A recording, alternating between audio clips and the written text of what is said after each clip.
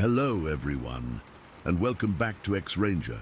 Before we begin, I thought it would be interesting if each of you could leave a comment indicating which part of the world you're joining us from.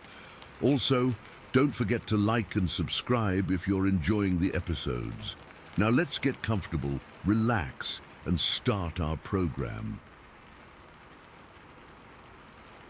Alright, I've been sitting on this for years, and I don't really talk about it with people I know because they'd either think I'm crazy or just trying to spice up my old park ranger stories. But I found this forum, and it seems like the kind of place where people might actually listen, might actually believe that what I'm about to say is the absolute truth. This happened to me in May of 2012. I remember the date because it was just after my birthday, and the memory is burned into my brain worse than any other I have. I was a park ranger in northern Georgia, up in the Chattahoochee-Oconee National Forest. It's a beautiful area, but it can turn on you, especially after a storm. We'd had 2 solid days of heavy rain, the kind that turns the trails to soup and makes the rivers swell. It was a Thursday. I remember that too, because the weekend crowd hadn't arrived yet and the woods were dead quiet. My shift was supposed to end at sundown, but we had reports of a possible missing hiker, a guy who hadn't checked in with his family. Nothing official yet, just a concern, so I volunteered for a late patrol to check the more remote trails near the Jacks River. It was probably around 9, maybe 9:30 at night. Pitch black. The kind of dark you only get deep in the woods, away from any town lights. The air was still thick with moisture from the rains, cool and heavy, and everything smelled of wet earth, pine and decay. My uniform was damp, clinging to me, and my boots were caked in mud that made a sucking sound with every step. I was using my heavy-duty maglite, the beam cutting a shaky path through the darkness, bouncing off wet leaves and dripping branches. I was following a trail that runs parallel to the river for a while before it crosses at a shallow ford. The river was running high and loud, churning with runoff, the sound filling up the silence. As I got closer to the crossing, my light swept over something that wasn't right. It wasn't a log or a rock. It was a color that didn't belong, a bright blue, smeared with dark brown mud. I moved the beam back and it landed on a backpack. It was just lying there, about 20 yards from the water's edge, right where the trees started to thin out. It wasn't just discarded, it was torn, like something had grabbed it and ripped it apart. The fabric was shredded, and the contents were spilled out around it. A crushed water bottle, a packet of trail mix ripped open, a mangled mess of what used to be a first aid kit, and all over it, covering the blue fabric and the mud, were streaks of something dark and wet. In the beam of my flashlight, it looked black, but I knew it wasn't mud. Mud doesn't have that coppery smell. It was blood, fresh blood. My heart, which had been beating a steady rhythm from the hike, just slammed into my throat. I swept the light around, and that's when I saw more. A single hiking boot, a right one, lying on its side. A few feet away, a red flannel shirt, torn right down the middle. The scene was just violent. It wasn't a neat dropping of gear. It was the explosion of someone's things. My training kicked in. Adrenaline started buzzing in my fingers. I unclipped the radio from my belt, my thumb feeling for the talk button. My voice came out shaky. "Dispatch, this is Ranger Unit 7. I'm at the Jacks River Ford on Trail 42. I've got a possible scene here. A torn backpack, significant signs of struggle. What appears to be a substantial amount of fresh blood. No sign of the hiker. Requesting immediate backup and EMS." As I was talking, my eyes were scanning, the flashlight beam dancing over the scene, and that's when I saw it. Movement just beyond the circle of my light, back in the thicker tree line on the other side of the clearing. Something shifted. A patch of darkness that was deeper than the rest moved. I froze, the radio still crackling with a response I didn't really hear. I slowly lifted the beam, my arm feeling like it weighed 100 pounds, and it stood up. It didn't rise like a man, not smoothly. It uncoiled from a crouch, and it just kept going. It was massive. I'm 6 feet tall, and this thing had to be at least 7.5, maybe 8 feet. It was built like a nightmare, thick, powerful shoulders that seemed hulked up, and its arms, God, its arms were so long they hung down past its knees. Its whole body was covered in hair, not fur, but long, shaggy, matted hair, dark brown, almost black, plastered to its body from the rain and the river. But the worst part was its face. The beam of my light caught it as it fully straightened. It had a heavy, sloped forehead, like a gorilla's, but different, flatter. And under that brow, 2 eyes reflected the light back at me. They weren't glowing, not like an animal's. They were a dull, dirty amber color, and they were locked right on me. There was no confusion in them, no animal panic. It was a straight, intelligent stare. It knew I was there, it knew what I was. My brain short-circuited. It was screaming bear, but every other part of me was screaming no. No bear stands like that. No bear has shoulders that broad or arms that long. No bear has a face that aware. Then it charged. It didn't roar. It didn't make a sound. That was almost the most terrifying part. It just exploded into motion with a speed that defied its size. It came right through the shallow part of the river, water exploding around its legs in huge white splashes. The ground under my feet seemed to vibrate. It was covering the distance between us in seconds, a freight train of muscle and darkness coming straight for me. I stumbled backward, my boots slipping in the mud. Pure animal instinct took over. I fumbled for my sidearm, my fingers numb and clumsy. I didn't even think to aim at it. I just pointed the gun at the ground between me and that thing and pulled the trigger. The bang was deafening in the quiet woods. The muzzle flash was a brilliant, stabbing white light that lit up the entire clearing for a split second. And in that frozen instant of light, I saw it all. I saw the water droplets hanging in the air around it.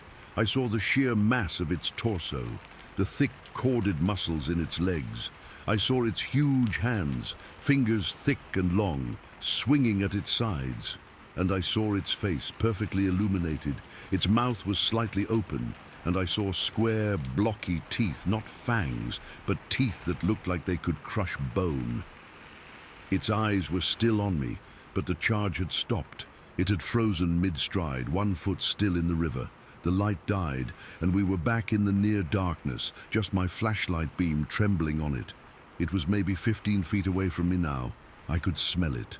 A thick, musky odor, like a wet dog mixed with old sweat and something else, something foul and wild, like rotting meat. It just stood there, its chest heaving. It wasn't panting from exertion. It was just breathing, staring at me. It tilted its head just a fraction, and I saw a calculation in those amber eyes. It was assessing me, weighing the gunshot. It wasn't scared, it was considering. Then, without a sound, it turned. Not a frantic scramble. It just turned its massive body sideways, gave me one last, long look over its shoulder, a look I can only describe as a warning, and then it moved into the trees on the opposite bank. It didn't crash through the undergrowth. It moved with an unnatural silence, the shadows swallowing it whole in 2, 3 strides. It was just gone. I stood there for I don't know how long, maybe a full minute, just shaking. The smell was still in my nose.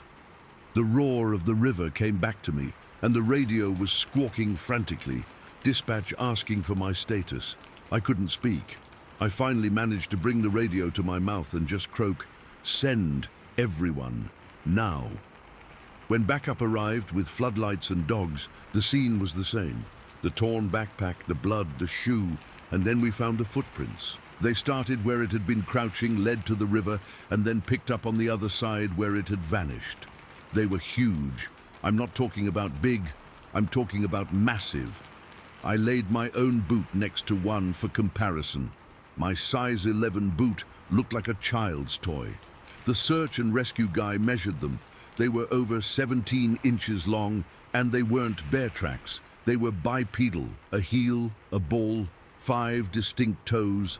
They were deep, sunk into the soft mud with a weight I couldn't even comprehend.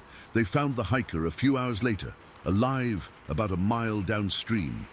He was banged up, hypothermic, and completely hysterical. He kept saying a bear attacked him, dragged him, that he barely got away. Everyone was relieved, case closed, a bear attack. But I saw his injuries when they loaded him into the ambulance. They were bad, but they were wrong. They were claw marks, yeah, but they were too parallel, too clean. And the way his backpack was torn. A bear will maul something, but this was like it had been pulled apart by pure strength. And the hiker was a big guy. For a bear to just snatch him up and carry him, it didn't fit. And the footprints. Nobody had an explanation for those footprints. They took casts of them, but I never heard what came of it. I think they just quietly filed it away. I know what I saw. It wasn't a bear. A bear doesn't stand up and stare you down with intelligent eyes. A bear doesn't charge in complete silence and then stop, perfectly still, because of a warning shot. A bear doesn't have 17-inch feet and arms that hang to its knees. That was 10 years ago. I left the Park Service not long after. I couldn't go back into those woods at night. I still can't. The terror of that charge, the sheer physical power of it, is something that never left me. But more than the fear, it was the intelligence in its eyes, that measured look. That was what convinced me. I wasn't just looking at an animal. I was looking at something else, something that lives in the deep woods and doesn't want to be found. And I know, with a certainty that chills me to this day, that the only reason I'm here to tell this story is because I fired that shot into the ground. I think if I hadn't, it would have just kept coming, and I don't know what would have happened then. I really don't. Story 2. All right, so I've been sitting on this for years, and I don't really know why I'm typing it out now. Maybe because it's one of those things that just eats at you, and sometimes you need to get it out there, even if nobody believes you. This happened back in August of 1993 in Spartanburg County, South Carolina. I was just a kid then, but I remember every single second of that day like it was burned into my brain. It was a Saturday, I think, because my dad was off work, and we were all home, me, my parents, and my little sister. We'd just gotten this new telescope, one of those fancy ones my dad saved up for, and we were all excited to test it out on the deck behind our house. Our house was kinda out in the sticks, surrounded by woods that stretched for miles. It was the kind of place where you could hear crickets at night and see stars without any city lights messing it up. That evening, the air was warm and sticky, the way it gets in late summer down here, and the sun was starting to dip behind the trees, casting long shadows across the yard. We'd set up the telescope on the deck, which was this old wooden thing my dad built a few years back, and we were taking turns looking at the moon and whatever else we could spot. I remember the smell of pine and damp earth from the woods, and the way the deck creaked under our feet. It should have been a perfect, normal night. But then our dog, this little terrier mix named Buster, started going nuts. He was barking like crazy, staring off into the woods, and he wouldn't stop. At first we thought it was just a squirrel or maybe a deer. We get those around here all the time, but Buster kept it up for what felt like hours, his bark getting higher and more frantic, and he was pacing back and forth along the edge of the deck, his fur standing on end. My mom tried to calm him down, but he wouldn't listen. I remember feeling this itch of unease, like something was off. It wasn't just the barking, it was the way the woods had gone quiet. No birds, no rustling, just Buster's barks and this heavy silence pressing in. After a while, my dad got fed up. He's not the kind of guy who spooks easy, but even he was getting annoyed. "Let's go see what's got him all riled up," he said, and he grabbed a flashlight from the shed. I decided to go with him. I was curious, and maybe a little brave or stupid looking back. My mum and sister stayed on the deck watching us as we headed toward the tree line. The grass was damp under my sneakers, and I could feel the coolness seeping through the fabric. The woods were dark, even though it wasn't fully night yet, and the air felt thicker, like it was hard to breathe. We walked slowly, with Buster trailing behind us, still barking, but now with this whine in his voice like he was scared. The gully was about 50 feet into the woods, this dip in the ground where rainwater collected. And it was always kind of shadowy because of the trees. As we got closer, I could see something crouched down there, half hidden by ferns and fallen branches. At first, I thought it was a big rock or a stump, but then it moved, just a slight shift, but enough to make my heart jump. My dad shone the flashlight, and that's when I saw it clearly. This large, hairy thing, hunched over like it was hiding or waiting. It was bigger than any person I'd ever seen, and covered in what looked like grayish hair, matted and thick. Its shoulders were massive, like a gorilla's, broad and powerful, and it had this flat face that was almost human, but not quite. The eyes were dark and set deep, and I couldn't see much else because it was turned away from us. My breath caught in my throat, and I felt this cold sweat break out all over my body. I'd heard stories about Bigfoot or whatever, but I never believed them.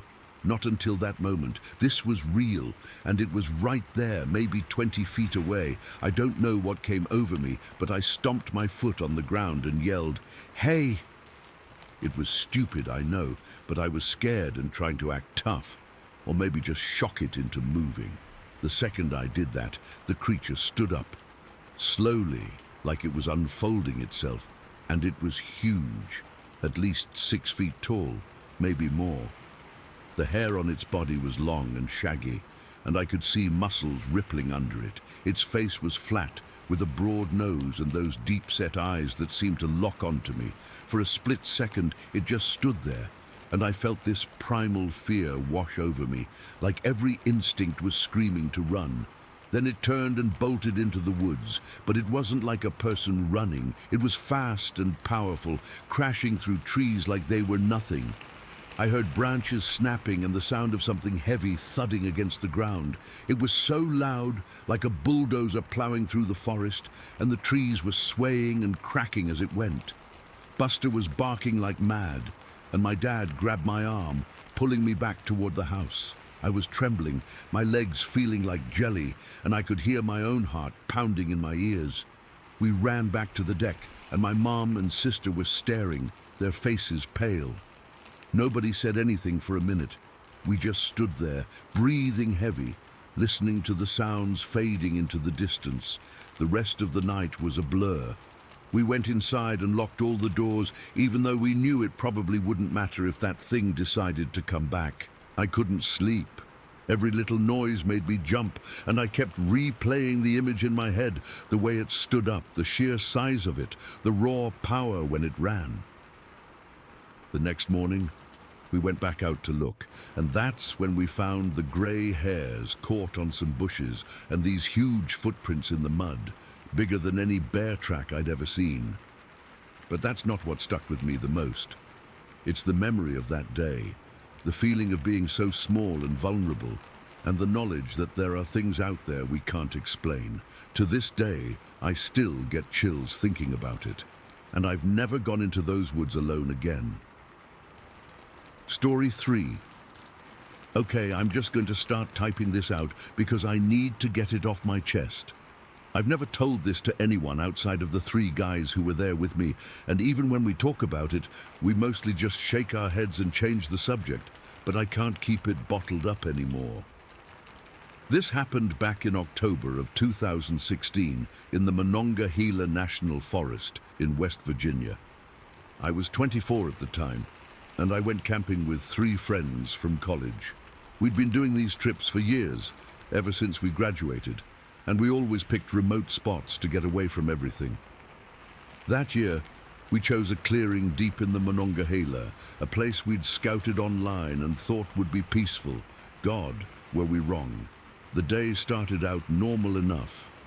We drove up in my beat-up truck packed with tents, sleeping bags, and enough beer and food to last the weekend. The air was crisp that October, with leaves turning all shades of red and gold, and the sky was a clear, pale blue when we arrived around midday.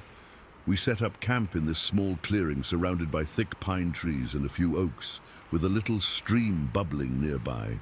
It was beautiful, the kind of place that makes you feel like you're the only people on Earth. We got the tents up, 2 of them, each big enough for 2 people, and gathered firewood before it got dark. I remember laughing with the guys, joking around, and feeling that familiar buzz of being out in the wild. Nothing felt off, not even when the sun started to dip below the trees and the shadows grew long. As night fell, we built a fire in the center of the clearing. The flames crackled and popped, throwing warm light on our faces, and we sat on logs we'd dragged over, passing around a bottle of whiskey and telling stupid stories. The forest was quiet at first, just the usual rustling of leaves and the occasional hoot of an owl. But then, as it got fully dark, maybe around 9 or 10 at night, I started to notice little things. The woods got too quiet, like someone had hit a mute button. No more owls, no crickets, nothing. I mentioned it to the guys, and one of them shrugged it off, saying it was probably just the cold settling in, but I felt a knot tightening in my stomach. I've spent enough time outdoors to know when something isn't right. That's when we saw the first movement. Out of the corner of my eye, I caught something shifting at the edge of the clearing, just beyond the ring of firelight. It was dark there under the trees, and at first I thought it was a deer, or maybe a bear. We all froze, staring into the darkness. Then, one of my friends pointed, his hand shaking, and whispered, "What the hell is that?" That's when it stepped out into the faint glow from the fire. I swear to God, I've never seen anything like it. This thing was huge, nearly 9 feet tall, with long, shaggy white hair that seemed to glow in the firelight. Its eyes, they were glowing red, like 2 hot coals, and they were fixed right on us. The sight made my blood run cold. I could feel the hair on my arms standing up, and my heart started pounding so hard I thought it would burst out of my chest. The creature let out this low, deep growl that didn't sound like any animal I'd ever heard. It echoed through the silent forest, vibrating in my bones. I remember thinking, this can't be real. This has to be a dream. But the cold air on my skin and the smell of smoke from the fire told me it wasn't. We were all paralyzed, just staring at this thing. It stood there for what felt like forever, its fists clenched at its sides, and its face, I'll never forget its face. It looked angry, like we'd trespassed on its territory, and its mouth was slightly open, showing glimpses of dark, sharp teeth. The growl kept coming, rumbling through the air, and I could feel it in my teeth. One of my friends muttered, "Bigfoot? No way." But his voice was shaky, and I knew we were all thinking the same thing. This wasn't some blurry photo or campfire tale. This was real, and it was terrifying.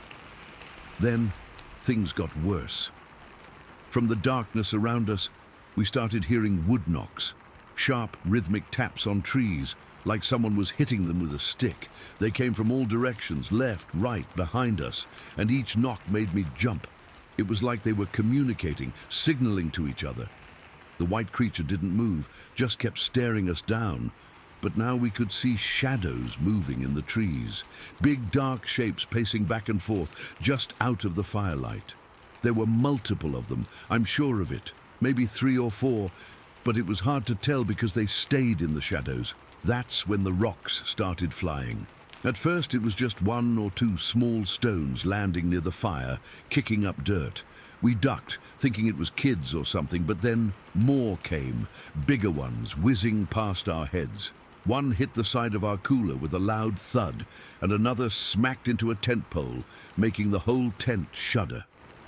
Branches followed, some as thick as my arm, crashing into the clearing from the darkness. We huddled together near the fire, our backs to the flames, because we were too scared to move. The heat from the fire was intense on my back, but it didn't warm me up. I was shaking so bad I could barely stand. The white creature took a step closer, then another, until it was within maybe 20 feet of the fire. I could see it clearly now, the way its white hair moved in the breeze, the muscles rippling under its skin, and those red eyes burning into us. Its growl deepened, and it opened its mouth wider, letting out this guttural rumble that sounded like it was gearing up to charge. I thought, this is it, we're dead. My friends were gripping my arms, and I could feel their nails digging into my skin. We were all breathing in short, ragged gasps, and the air smelled like sweat and fear. More projectiles rained down on us. A rock hit my shoulder and it stung like hell, leaving a bruise that lasted for weeks. Another one smashed into the fire, sending sparks flying everywhere. We crouched lower, trying to make ourselves small, but there was nowhere to hide. Then, something dark and fast darted through the camp. It was too quick to see clearly, but it tore one of our tents apart like it was made of paper. I heard the fabric ripping, poles snapping, and then it was gone, back into the darkness. The tent was shredded, our sleeping bags and stuff scattered all over the ground. That's when I really felt helpless, like we were being hunted for sport. The white creature kept pacing at the edge of the firelight, its eyes never leaving us. Every time it took a step, the ground seemed to shake a little, and I could hear its heavy breathing over the crackle of the fire. The wood knocks continued, sometimes fast, sometimes slow, and it felt like they were taunting us. I remember one of my friends starting to cry softly, and I wanted to tell him it would be okay. But I couldn't speak. My throat was too tight with fear. We just sat there, huddled together, for what felt like hours. The night dragged on and the cold seeped into my bones, but I was too scared to even shiver. At one point, the white one stopped pacing and stood still, its fists still clenched, and let out another growl that made my ears ring. It felt like it was staring right into my soul, and I had this overwhelming sense that it was intelligent, that it knew exactly what it was doing. We weren't just random campers, we were intruders, and it was making sure we knew it. The rocks and branches kept coming, though less frequently, and the shadows around us moved constantly, like we were surrounded by a ring of these things. I kept expecting them to rush us, to finish us off, but they didn't. It was like they were playing with us, drawing out the terror. Time lost all meaning. I don't know how long we sat there, maybe 3 or 4 hours, but eventually the sky started to lighten in the east. The blackness turned to a deep blue, and the stars began to fade.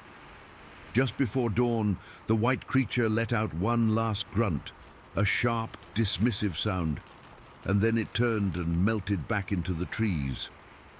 The wood knocks stopped, and the forest fell silent again, except for the faint chirping of early birds. For a few minutes we didn't move, just stared at the spot where it had been, waiting for something else to happen, but nothing did. As the sun began to rise, casting a weak, grey light over the clearing, we slowly untangled ourselves. My legs were stiff and numb from sitting so long, and I had to lean on a friend to stand. We looked around at the destruction, the torn tent, scattered gear, rocks and branches everywhere. The fire had died down to embers, and the air was cold and still. We didn't speak much. We just started packing up what was left of our stuff as fast as we could. Our hands were shaking, and we kept glancing over our shoulders, expecting to see those red eyes again. We didn't even bother with breakfast or coffee. We just threw everything into the truck and got the hell out of there. The drive back was quiet, all of us lost in our own thoughts. I kept seeing that white creature in my mind, its angry face and those glowing eyes. We never talked about it much after that, but we all knew we'd never go camping again. To this day, if I hear a strange noise at night, my heart starts racing, and I get flashbacks to that clearing. I don't know what those things were, Bigfoot, something else, but I know they were real, and I'll never forget the terror of that night. It's like a scar on my memory, and I still can't explain it. Story 4. We were in his car, a beat-up old sedan that rattled if you went over 50. He was in the driver's seat, I was in the passenger's. We'd been parked for maybe 20 minutes, just shooting the breeze about nothing important. The radio was on low, playing some classic rock station that was fading in and out. The engine was off, so the only sounds were our voices and that faint music, and outside, the crickets and the occasional rustle of leaves. It was a cool night, Not cold, but you could feel autumn in the air. I had my window rolled down a couple of inches, just enough to let some fresh air in. I remember the smell, that damp, earthy smell of pine needles and dirt. I was leaning my head back against the seat, looking up through the windshield at the bits of sky I could see between the trees. There were no streetlights out there, so the stars were really bright. It was peaceful. That's what gets me thinking back, how peaceful it was, right before everything went wrong. The first thing that changed was the crickets. They stopped, not all at once, but in a wave, like something was moving through the woods, and they were shutting up as it passed. I didn't think much of it at first. An animal, maybe a deer or a raccoon. But the silence felt weird. It felt intentional. I sat up a little straighter in my seat. "You hear that?" I asked my friend. He was mid-sentence, talking about some girl, and he just stopped. "Hear what?" "The crickets. They stopped. We both listened. Nothing. Just the low hum of the radio and our own breathing.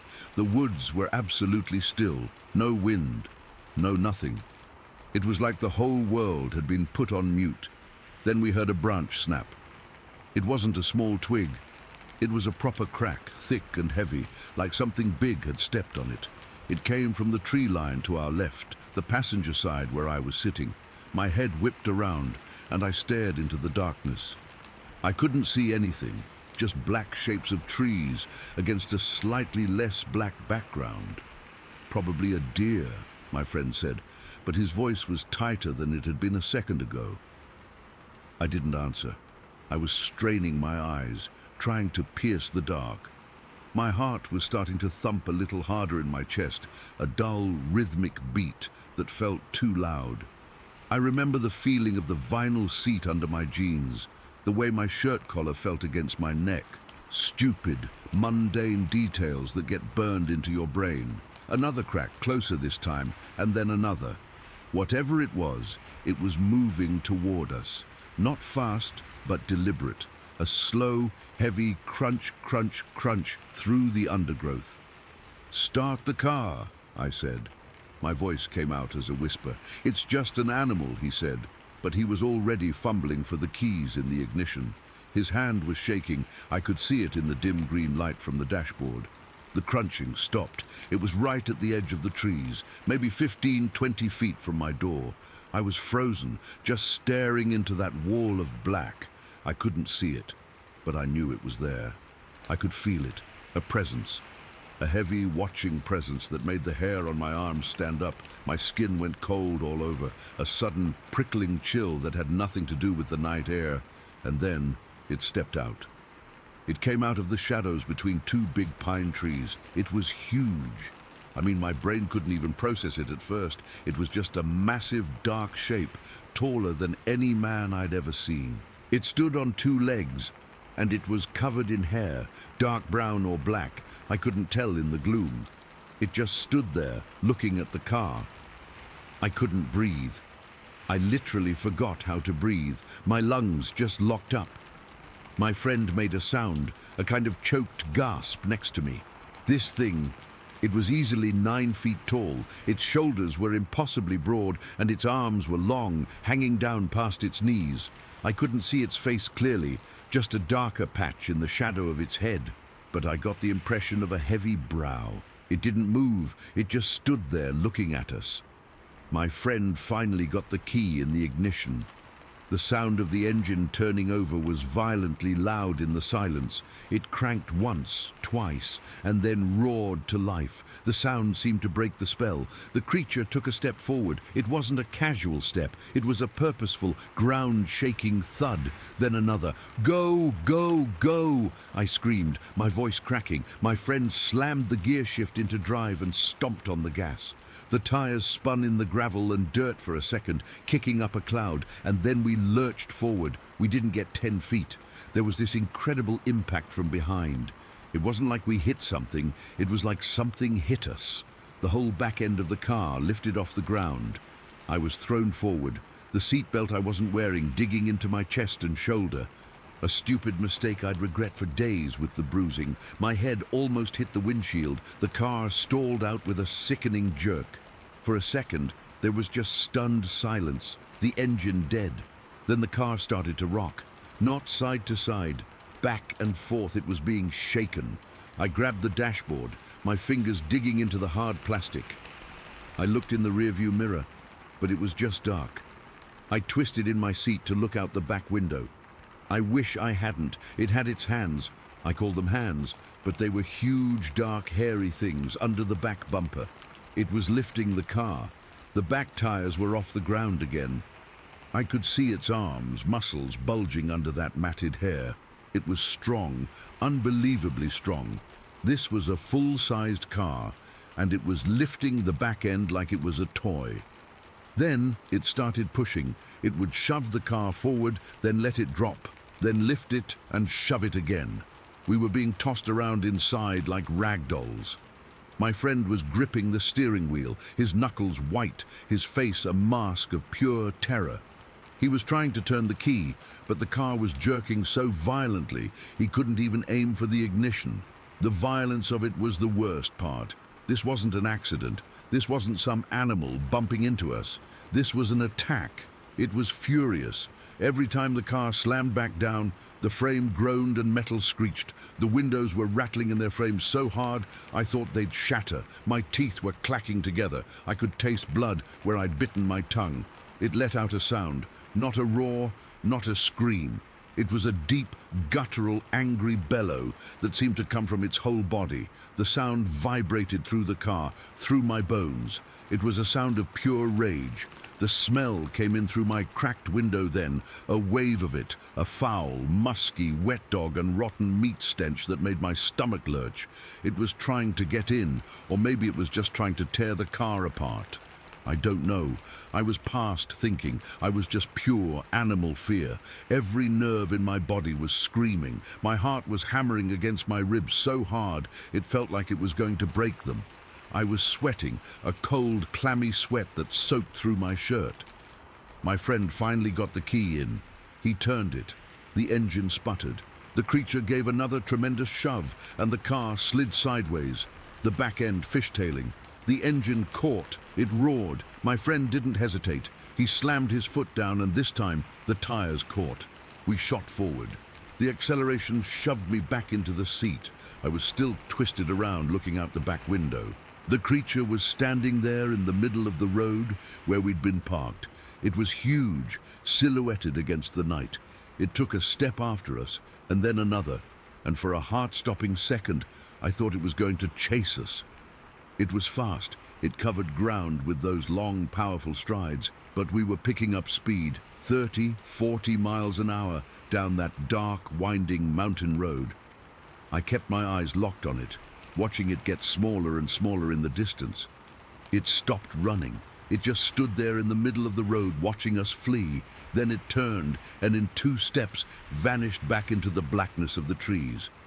We didn't speak for the whole drive back to town. We just drove. My friend was gripping the wheel so tight his arms were shaking. I was shaking all over, a full-body tremble I couldn't control. I kept looking in the side mirror, expecting to see it following us, keeping pace with the car in the woods. Every shadow was a threat. Every tree looked like it could be hiding that thing. When we got to my house, the lights were on. My family was still up. I stumbled out of the car, my legs feeling like jelly. I could barely walk. My mom took one look at my face and knew something was terribly wrong. I was pale, covered in a cold sweat, shaking. We went inside, and I just collapsed into a chair at the kitchen table. My hands were trembling so bad I couldn't hold a glass of water my mom tried to give me. They asked me what happened. My voice was hoarse, barely a whisper. I told them we were attacked. I said there was a creature. I said it was big, covered in hair. I held my hand up as high as I could reach, my arm stretched straight up. It was this tall, I said, at least 9 feet tall. I told them how it picked up the car, how it shook us, how it smelled, how it sounded. I described the sheer, raw power of it, the terror of being trapped in that metal box while something that strong tried to get at us. They listened, their faces a mixture of confusion and growing fear. They believed me, I think, because they could see I wasn't lying. The fear was real. It was etched into me. I was a different person than the one who had left the house a few hours earlier. We were all deeply unsettled. The comfort of the warm, bright kitchen felt fragile, like a lie. The world wasn't the safe place we thought it was. There was something out there in the dark, in the woods we'd lived near our whole lives, that was stronger and angrier than anything I could have imagined. I went to bed that night, but I didn't sleep. Every time I closed my eyes, I saw it standing there. I felt the car lifting. I heard that awful bellow.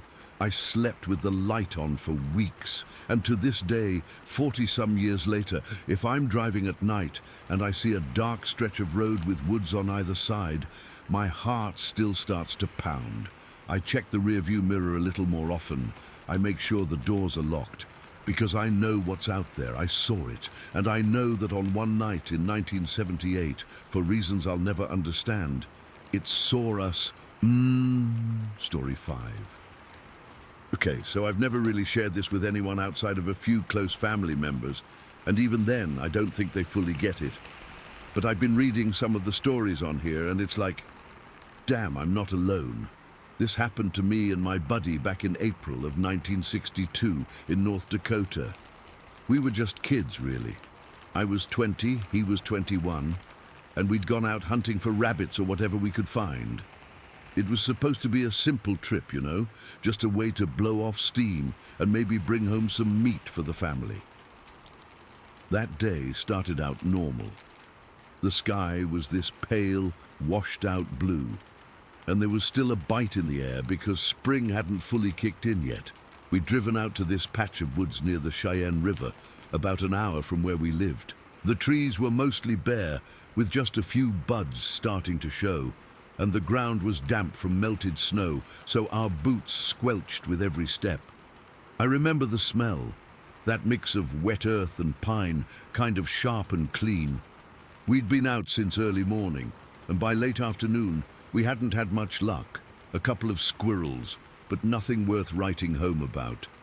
My friend was getting antsy, saying we should head back before it got dark, and I agreed. The sun was already dipping low, casting long shadows that made everything look twisted and strange. We packed up our gear. I had this old single-shot .22 rifle, which was pretty much useless for anything bigger than a rabbit, and my friend had a similar setup. We started walking back toward the truck, which was parked about a mile away down a dirt road. At first, everything felt fine. We were joking around, talking about girls and what we were going to do when we got home. But then, maybe 10 minutes into the walk, I started feeling off, like someone was watching us. You know that prickling on the back of your neck? That's what I felt. I tried to shake it off, thinking it was just the woods playing tricks on me, but it didn't go away. I glanced over at my friend, and he'd gone quiet too. He was looking around, his eyes darting from tree to tree. "You feel that?" he muttered, and I just nodded. We kept walking, but slower now, more cautious. The sounds of the forest seemed to fade. No birds chirping, no rustling in the underbrush. It was dead silent, except for our footsteps and the occasional crunch of a twig. That's when I heard it. A heavy, rhythmic thudding, like something big was moving nearby.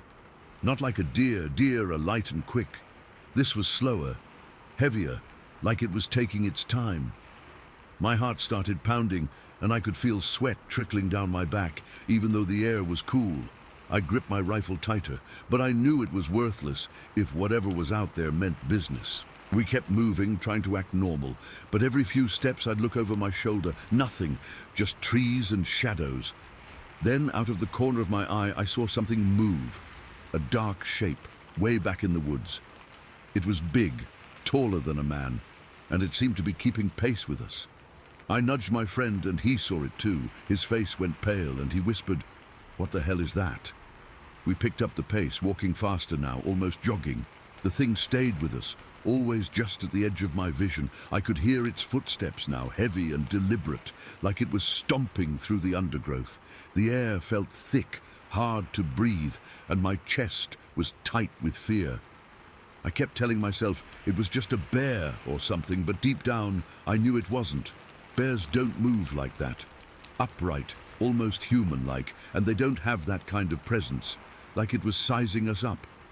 Then we reached a small clearing, and that's when it happened. The thing stepped out from behind a cluster of pine trees, maybe 50 yards away. I froze, my legs turning to jelly. It was... I don't even know how to describe it without sounding crazy, but I'll try. It was tall, real tall, at least 7 or 8 feet, I'd guess. Its body was covered in long black hair that looked shiny, almost oily, like it was wet. But its face... God, its face was hairless, pale and wrinkled, with dark, deep-set eyes that seemed to glow with this malevolence. That's the only word for it. It wasn't just looking at us, it was like it was hating us, you know? Like we'd trespassed on its territory, and it wanted us gone. Its hands were hairless too, with long, thick fingers, and it stood on its hind legs, just like a person, but it wasn't human, not even close. The way it moved was unnatural. Kind of stiff but powerful, like it could snap a tree in half if it wanted to. It took a step toward us, and I swear, the ground shook a little. My friend let out this choked sound, like he was trying to scream but couldn't. I raised my rifle, but my hands were shaking so bad I could barely aim. What was I gonna do? Shoot it with a .22? It'd be like throwing pebbles at a tank. The creature let out this low growl, not loud, but it vibrated through me, making my teeth chatter. Then it started moving toward us, not running, but walking with this deliberate, menacing stride. Its eyes never left mine, and I felt this cold dread wash over me, like I was staring into something ancient and evil. I couldn't look away. It was like those eyes were pulling me in, freezing me in place. My friend grabbed my arm hard and snapped me out of it. "Run!" he yelled. And that's what we did. We turned and bolted, not caring about the branches slapping our faces or the mud sucking at our boots. I didn't look back. I couldn't. The sound of its footsteps behind us was enough to keep me going. It was heavy and fast, crashing through the trees like it didn't care about obstacles. I could hear it gaining on us, its breath raspy and loud, like it was right behind me. My lungs were burning and my legs felt like they were going to give out, but I pushed harder, fueled by pure terror. I remember stumbling over a root and almost falling, but my friend yanked me up and we kept going. The truck felt miles away, even though it was probably only a few hundred yards. Every second felt like an eternity, and I kept expecting to feel a hand, or whatever it had, grab me from behind. The creature was so close now that I could smell it, this musky, foul odor, like rotten meat and wet fur. It made me gag, but I didn't stop. We burst out of the trees onto the dirt road, and the truck was right there, thank God. My friend fumbled with the keys, his hands shaking so bad he dropped them twice. I stood guard, rifle pointed back at the woods, but I couldn't see anything now. Just darkness and shadows. Finally, he got the door open and we scrambled inside. Locking the doors like that would do any good. I was panting, my heart hammering against my ribs, and I could see the fear in my friend's eyes, wide and wild like a spooked animal.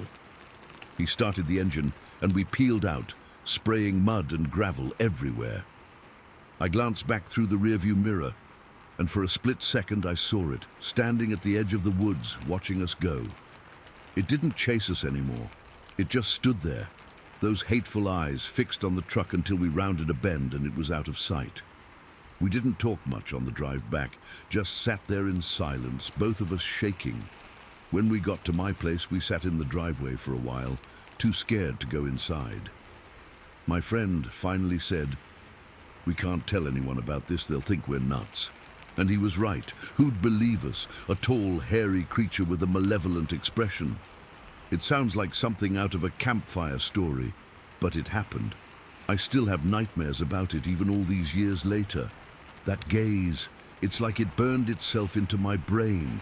I never went back to those woods, and my friend moved away a few years after that. We lost touch, but I heard he never talked about it either. Sometimes I wonder if it was real or if we both hallucinated, but then I remember the details, the shiny black hair, the hairless face and palms, the way it moved, too specific to make up. And that's it. That's what happened that day in April of 1962. I've never been able to explain it, and I doubt I ever will. Story 6. Okay, I'll just come out and say it.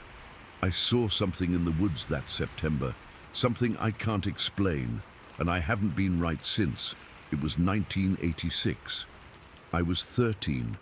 I'm telling this now because it's been eating at me for years, and maybe writing it down will help, or maybe it'll just scare the hell out of me all over again. I don't know, but it's the truth. It was a Saturday morning, the kind of late September day in York County where the summer heat is finally starting to break. The air was still warm, but there was a dry, cool edge to the shade that hadn't been there a few weeks before. The leaves were just thinking about turning. My dad sent me out to get the newspaper. We lived out in the country, off a dirt road that wound through a bunch of woods and past a few fields. The nearest neighbor was a quarter-mile away. To get to the mailbox at the end of the lane where the paperboy left it, I had to ride my bike down this long, sloping hill. My dog, Sam, a big mutt of a Labrador mix, always came with me. He was panting alongside the bike, his tongue lolling out, happy just to be moving. The ride down was normal, everything was normal. I was thinking about nothing, really. School had started back up and I was probably dreading Monday, but that was it. Just a kid on a bike on a Saturday morning. The sun was bright, filtering through the tall pines and oaks, making everything sharp and clear. It was on the way back, riding up the hill, that things changed. I was pedaling slow, the newspaper tucked under my arm, and Sam was a few feet ahead of me, sniffing at the ditch. He stopped dead, his whole body went rigid, his ears pricked up, and a low growl started deep in his chest, a sound I'd never heard him make before. It wasn't a bark. It was a warning. A scared warning. I stopped pedaling, putting my foot down on the dirt. "Sam? What is it, boy?" That's when I smelled it. It hit me all at once. A smell so strong and so weird it made my nose wrinkle. It was like cut wild onions, but mixed with something else, something musky and heavy, like a wet dog that had been rolling in something rotten. It was pungent, sharp enough to almost taste at the back of my throat. It was coming from down in the hollow to the left of the road.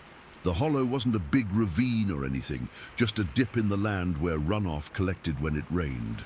It was thick with kudzu and brambles and a few scraggly trees. I'd played in there 100 times, but right then it felt different. The air was still.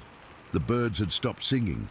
It was that kind of quiet that feels heavy, like a weight pressing down on your ears. Sam's growl turned into a whine, and he backed up until his flank was pressed against my leg. He was trembling. I remember the feel of his fur vibrating against my jeans. I was just a kid, but I knew that kind of fear in an animal wasn't for nothing. My own heart started thumping a little harder. I looked into the hollow. At first I didn't see anything, just shadows and leaves. Then my eyes adjusted to the deeper shade, and my brain tried to make sense of what it was seeing. It was tall, so damn tall. It was standing maybe 50 feet away, partly obscured by a tangle of grapevines that grew wild down there. It was just there. It was as tall as the small tool shed we had in our backyard. I'm not exaggerating, 7 feet, maybe 8. It was covered in hair, a light brown color like dirty straw, but it was long and looked kind of matted. The sun was hitting it from behind, filtering through the trees, and the hair on its back and shoulders had this glow. An amber aura, like the light was getting caught in it. It wasn't shimmering or magical, it was just a fact of the light hitting all that hair. It was turned partly away from me, and it was eating. Its shoulders were huge, rounded mounds of muscle under all that hair. Its arms were long, hanging down past its knees, and they were thick. I could see the power in them. It was pulling grapes off the vine with one of its hands and just shoving them into its mouth. Then it must have heard me gasp or something because its head started to turn. It was slow, not startled, just curious. That's when I saw its face. This is the part that's burned into the back of my eyes. It wasn't a monster face from a movie. It wasn't snarling or roaring. It was just looking at me. Its face was broad and flat. The only way I can describe it, and I know this might sound wrong, but the only thing I can compare it to is that it looked mongoloid. Wide cheekbones, a heavy brow ridge that shadowed its eyes. Its nose was flat, its mouth was wide, and it had teeth. They were there, yellowish and kind of big because its lips were pulled back a little as it chewed. Its eyes were brown, dark brown. They weren't glowing red or anything, they were just eyes, but they were intelligent. They weren't the eyes of a bear or a deer. They were looking at me and they were taking me in. They held a curiosity that felt ancient and completely alien. It stopped chewing. A bit of grape skin was stuck on its lower lip. It made a sound, a low, deep grunt that I felt in my chest more than I heard with my ears. It wasn't a growl of aggression, it was more like a question, a curious notion. It tilted its head just a little, those dark brown eyes locked on mine. And that's when the fear hit me. It wasn't the fear of seeing a bear, where you know you're in danger. This was different. This was a deep, primal, soul-shaking terror.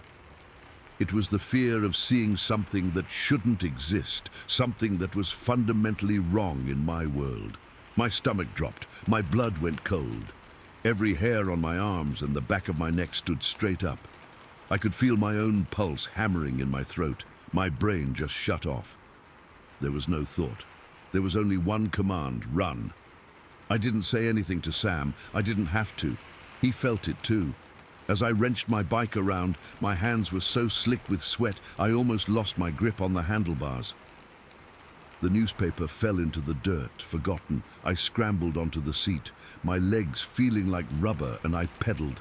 I pedaled like I was trying to tear the bike apart. I didn't look back. I couldn't. The fear was a physical thing pushing me, a cold hand in the middle of my back. I stood up on the pedals, pumping with everything I had, my lungs burning. The hill that had been a slight incline on the way back now felt like a mountain. I could hear Sam beside me, his claws scrabbling in the dirt, his panting now sharp and frantic with panic. I expected to hear something behind me, a crash through the underbrush, a roar, something, but there was nothing, just the sound of my own ragged breathing, the crunch of my bike tires on the gravel, and Sam's desperate run. That silence was almost worse. It meant it was still back there, watching. I finally made it to the top of the hill and skidded into our driveway, spraying gravel everywhere. I didn't even stop to put my bike away. I just dropped it in the grass and ran for the house, Sam right on my heels. I slammed the screen door open and then the wooden door, locking it behind me, my hands shaking so bad I could barely turn the deadbolt. I stood there in the hallway, my back against the door, trying to catch my breath. I was drenched in a cold sweat. My heart was beating so hard and so fast, I thought it was going to crack my ribs. I could still smell it. That cut onion wet dog smell. It was in my nose, in my clothes. I thought I'd brought it back with me. My dad was in the living room reading a book. He looked up, annoyed. "Where's the paper? And what's all the racket?" I couldn't speak.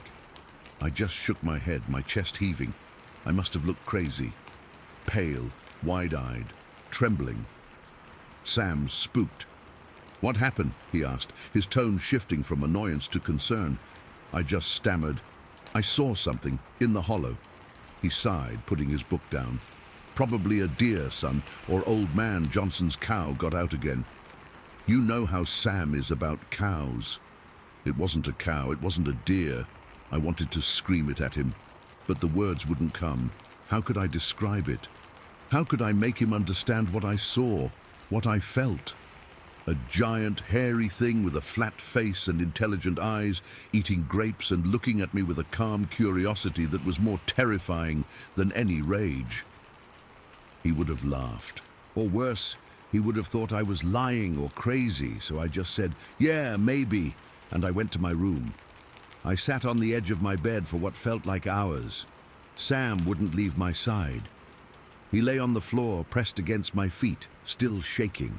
Every time a floorboard creaked or the house settled, we both jumped. I kept looking out my window, which faced the front of the house and the road. I expected to see it. I expected to see that massive, amber-lit shape step out of the tree line and just stand there, looking at the house, looking for me. The rest of the day was a blur. I couldn't eat. I couldn't focus on anything. The image of its face was just stuck in my head, on a loop. The broad features, the dark eyes, the yellowish teeth, the way it tilted its head, that low, chest-vibrating grunt. As evening fell, the fear didn't go away. It just changed, deepened into a dull, constant dread. My parents knew something was wrong, but they put it down to a bad scare from a wild animal. They didn't push it. I was grateful for that. When it got dark, that's when it got worse. I had to go to bed. Lying there in the dark, every sound from outside was amplified tenfold. The crickets, the wind in the trees, the hoot of an owl. I was listening for something else, for the sound of something big moving through the woods, for that smell to drift in through my window screen. I didn't sleep. I just stared at the ceiling, my body tense, waiting. Sam was on the bed with me, which he wasn't usually allowed to do, but my mum must have sensed I needed him. He was restless too, his ears twitching at every little noise. And then, sometime after midnight it happened. The smell came back. It was faint at first, just a hint of that cut onion musk on the night air. I sat bolt upright in bed, my heart instantly slamming against my ribs again. Sam was up too, a low, continuous growl rumbling in his throat, his body stiff. It was outside. I didn't move. I couldn't. I just sat there, frozen, listening. I heard nothing. No footsteps. No breaking branches, just the normal sounds of the night. But the smell got stronger. It was definitely coming from the direction of my window, which was open just a few inches at the bottom. I wanted to look. I had to look. The need to know was a physical ache, worse than the fear. Slowly, so slowly my joints creaked. I swung my legs out of bed.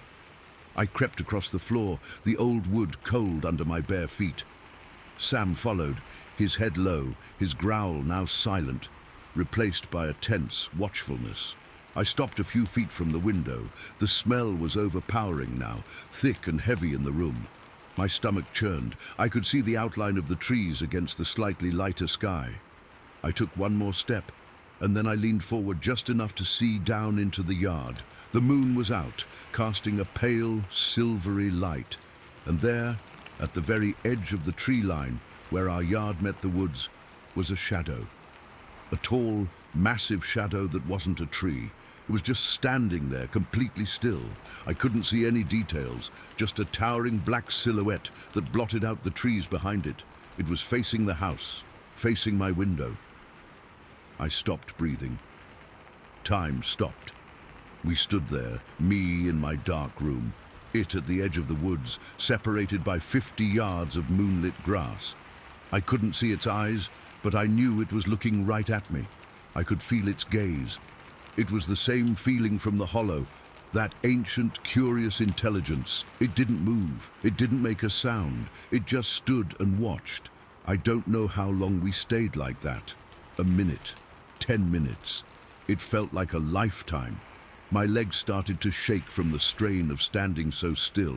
A tear of pure, undiluted terror rolled down my cheek, but I didn't make a sound. Then, as silently as it had appeared, it was gone. 1 second the shadow was there, a solid black shape against the woods. The next, it had melted back into the darkness. The smell lingered for a few more minutes, a ghost in my room, and then it too slowly faded away on the night breeze.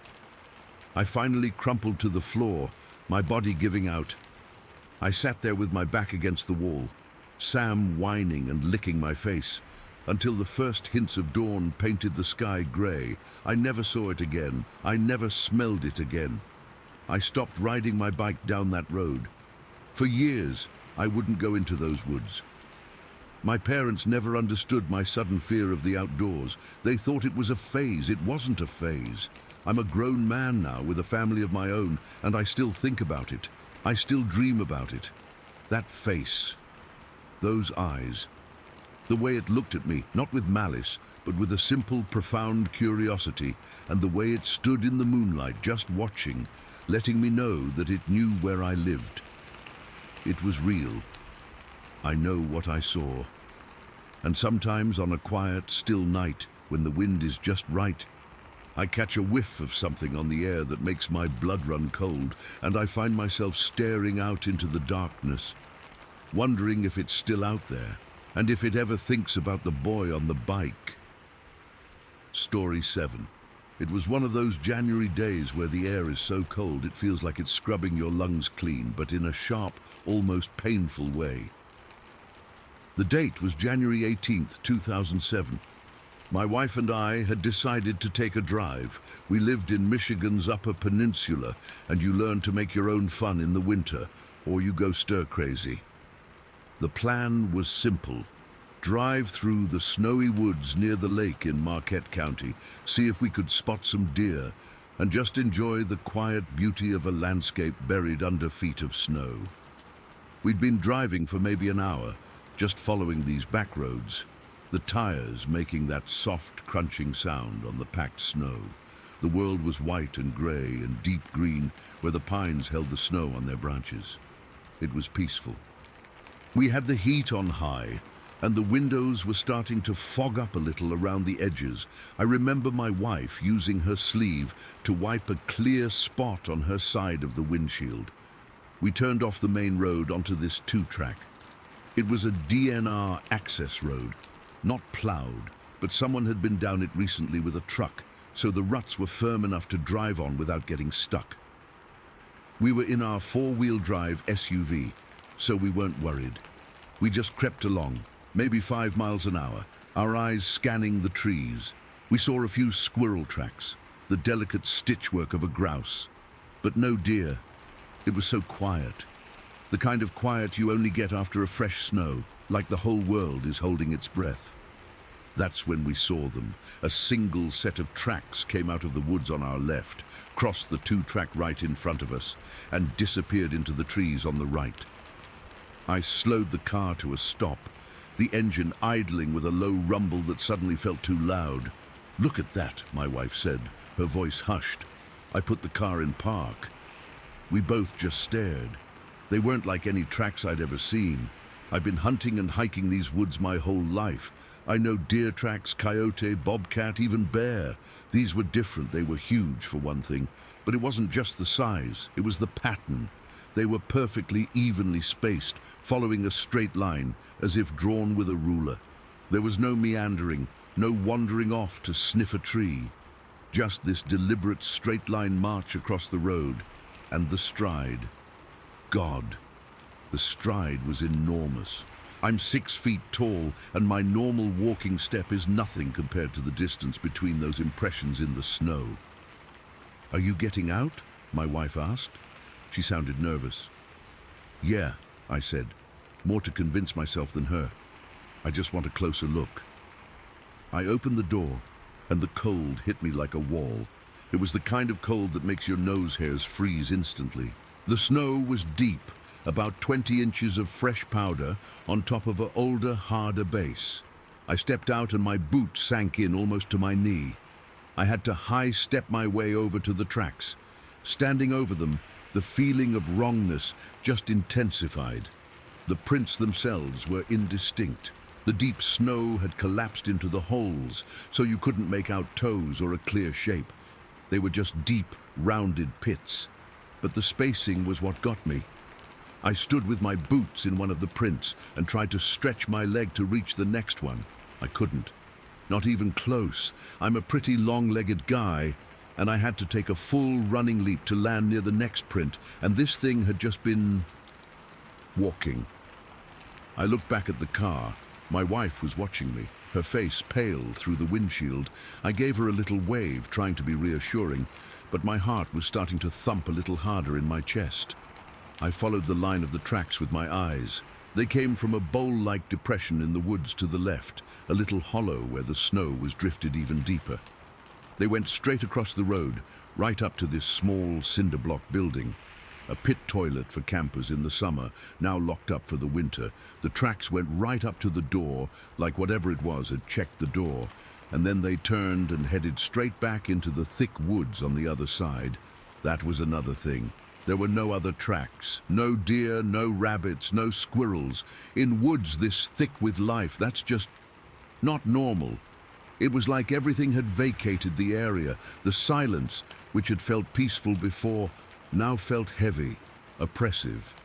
I remember crouching down, my jeans getting soaked with snow, and looking at the track up close. The snow was deep, like I said, 20 inches. For something to walk through snow that deep, it should have been dragging its feet, or at least there should be some sign of struggle. A person would be wading, stumbling. An animal would have a different gait. But there were no drag marks at all. The edges of the holes were clean, as if whatever made them had just lifted its feet straight up and out with each step. The force required to do that, it would have to be immensely strong. A memory clicked into place, cold and sharp. A few weeks earlier, we'd been driving this same general area and had found a deer carcass. It was messy, not like a wolf kill, which is usually pretty clean, or a hunter's remains. This was torn apart, scattered. The ribcage was smashed open. At the time, we'd figured it was a bear that had come out of hibernation early, or maybe a pack of coyotes that got carried away. We talked about it for a minute and then moved on. Now, that image was back in my head, vivid and bloody. I stood up, my knees cracking in the cold, and hurried back to the car. The snow made a sucking sound as I pulled my boots free with each step. I slid back into the driver's seat, bringing a blast of cold air with me. "Well," my wife asked. Her hands were clenched in her lap. "I don't know," I said, and my voice sounded strange. Tight. "I don't know what that is." I put the car in drive and we started rolling forward again slowly, following the two-track as it curved around. We were both staring out the windows now, not looking for deer anymore, but looking into the shadows between the trees. The tracks ran parallel to the road for a stretch, maybe 15 yards into the woods. They were so clear, this line of perfect, ominous holes in the white snow. That's when the woods went completely silent. I know it sounds like a cliché, but it's a real thing. One moment, there was the faint whisper of wind in the pines, the occasional chirp of a bird somewhere. The next, there was nothing. Absolute zero. It was like someone had thrown a soundproof blanket over the entire forest. The only noise was the low hum of our car engine and the crunch of our tires. My wife reached over and turned the heater fan down to its lowest setting, as if that would help us hear better. We didn't say a word. We just listened to the nothing. My skin started to crawl. It was a physical sensation, like 1,000 tiny bugs were marching up my back and down my arms. The hairs on my neck stood up. I've never felt pure, instinctual fear like that before or since. It wasn't a fear of something I could see. It was a fear of the nothing, of the silence itself. It felt like we were being watched, not by a person, not by an animal, but by something that saw us as completely irrelevant, yet was intensely aware of our presence.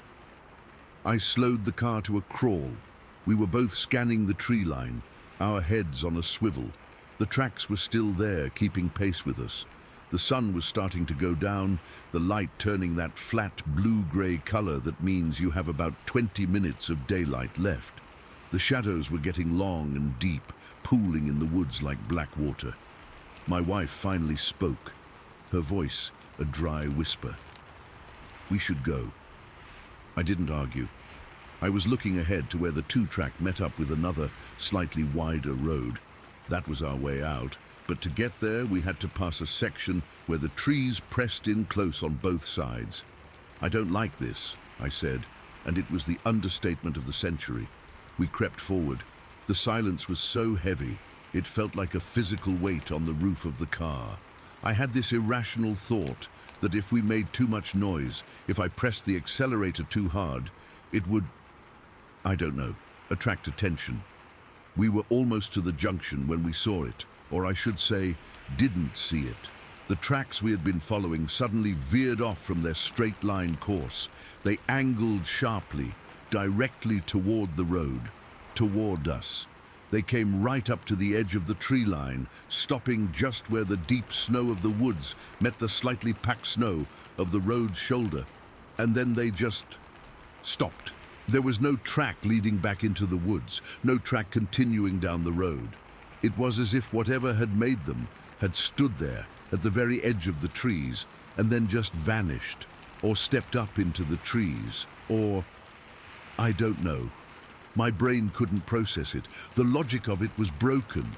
Things don't just leave a trail and then have that trail end at a random point.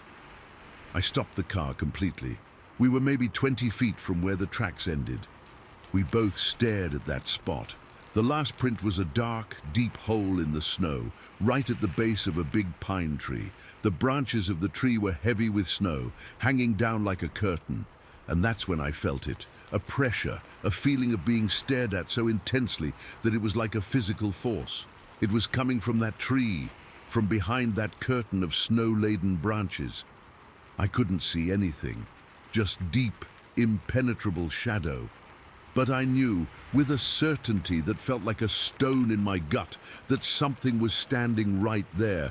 It was watching us. It had been watching us the whole time. It had walked parallel to us. It had cut across to intercept us, and now it was standing not 20 yards away, completely motionless, completely silent.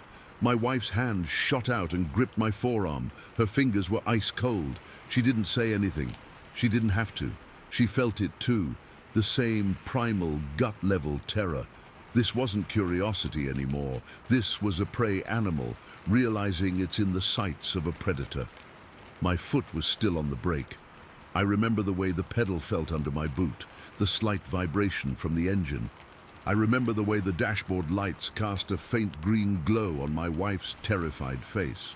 I remember the taste of cold, dry air in my mouth. I didn't think. I just acted. I slammed my foot onto the accelerator. The tires spun for a heart-stopping second in the deep snow, then caught. The SUV lurched forward. I didn't look back. I couldn't. I focused on the road ahead, my hands clenched on the steering wheel so tight my knuckles were white. I drove too fast for the conditions, the back end of the car fishtailing slightly on the snowy ruts. I didn't care. I just wanted to be out of there. We hit the main road a minute later, the tires finding pavement with a jarring thump. I didn't slow down until we were a good 5 miles away, the woods now just a dark stripe in the rearview mirror. We didn't talk for a long time. We just drove, the heater now blasting, trying to chase the deep bone-level chill out of our bodies. It wasn't the cold from outside. It was the cold from inside, the cold that comes from realizing that the world is not the safe, known place you thought it was. When we got home, the first thing I did was grab a notebook and a pen. I went to the kitchen table and I wrote down everything, the date, the location, the depth of the snow, the length of the stride, the way the tracks went in a straight line, the silence, the feeling of being watched, the tracks ending at the tree line. I wrote it all down while it was fresh, my handwriting shaky and slanted. I still have that notebook. I've looked at the entry a few times over the years. The facts are there, in black and white, but they don't capture the fear. They don't capture that absolute suffocating silence or the gut-punch certainty that something large and powerful and utterly unknown was standing right there in the shadows, just watching us drive away. We never went back to that specific DNR road. We still go out looking for deer, but we stick to more open areas now. I never saw anything like that again. No more tracks, no more eerie silences, but sometimes, on a quiet winter night, if the wind is just right, I'll look out the window at the dark line of the woods behind our house, and I'll remember that feeling, the feeling of being prey. And I'll wonder if whatever it was just moved on to a different part of the forest, or if it's still out there, walking its straight, silent lines through the deep snow, waiting for someone else to stumble onto its path. Story 8.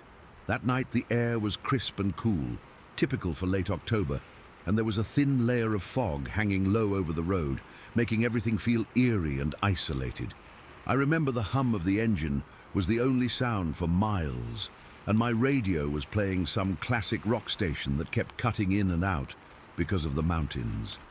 I was tired, my eyes were heavy, and I was just focusing on staying awake and keeping the truck between the lines. The road twists and turns through dense forest, and there are hardly any street lights out there.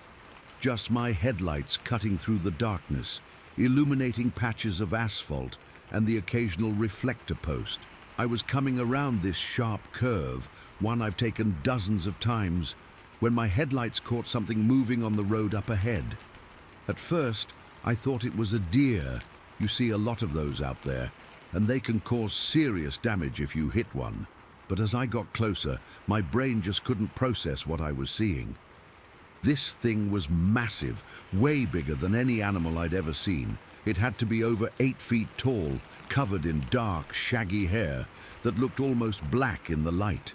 It was walking on 2 legs, and it crossed the road in just 2 smooth strides, like it was nothing. I mean, it cleared the guardrail on the other side without even breaking stride, just vaulted over it like it was stepping over a puddle. My heart jumped into my throat and I slammed on the brakes, but I was going too fast to stop completely. The truck skidded a little and I felt the trailer sway behind me. For a second, I just sat there gripping the steering wheel so tight my knuckles were white. I was trying to make sense of what I'd just seen. Was it a bear? But bears don't walk like that, and they're not that tall. This thing moved with a purpose, almost graceful, but in a way that felt wrong, unnatural. My mind was racing, and I could feel this cold dread creeping up my spine. I leaned forward, peering into the darkness where it had disappeared, but there was nothing there. Just the trees, swallowing up the night. Then, out of nowhere, there was this loud, heavy impact on the side of the trailer. It wasn't like hitting a deer or a tree branch. It was a solid thud that shook the whole rig. I felt it through the seat, a jolt that made my teeth rattle. At the same time, I heard this crashing sound from outside, like branches snapping and trees being pushed aside.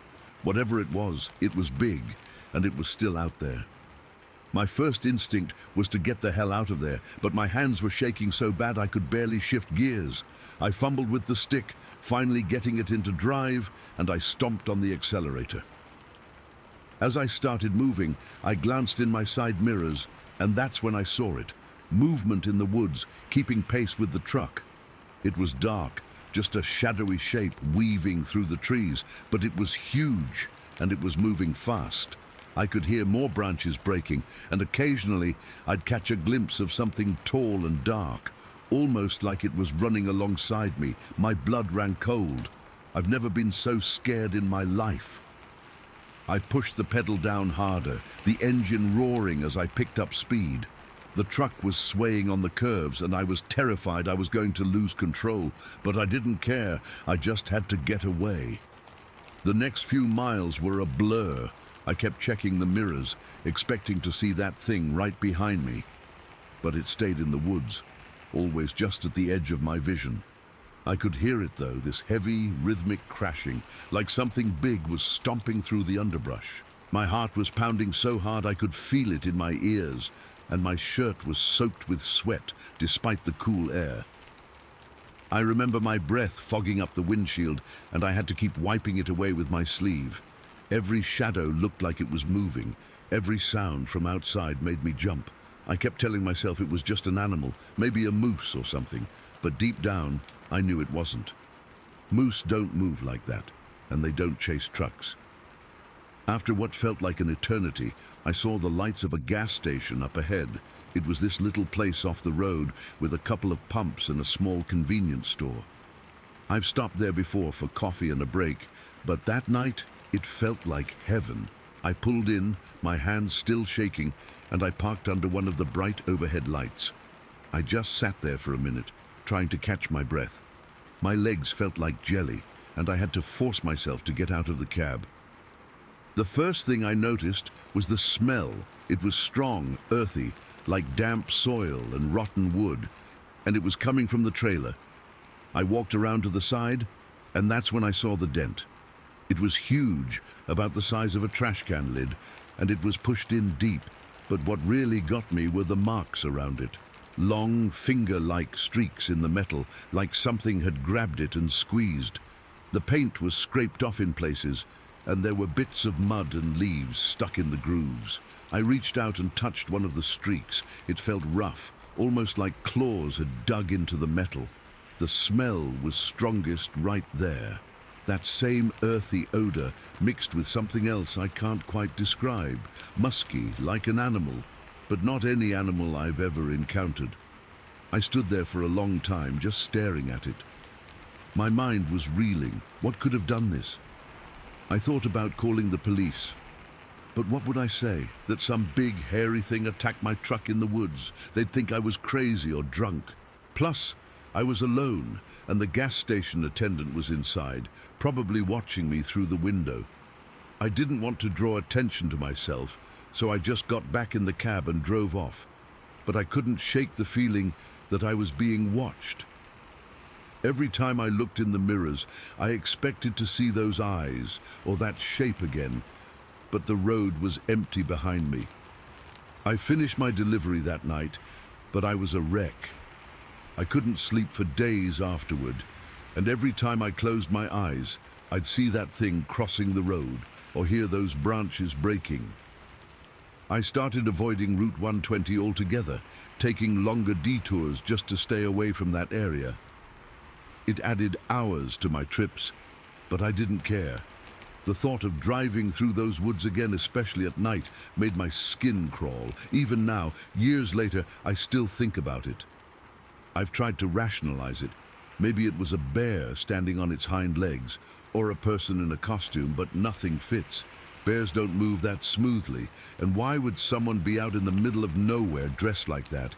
And the dent on the trailer, that wasn't from any animal I know. The strength it would have taken to do that is just unreal.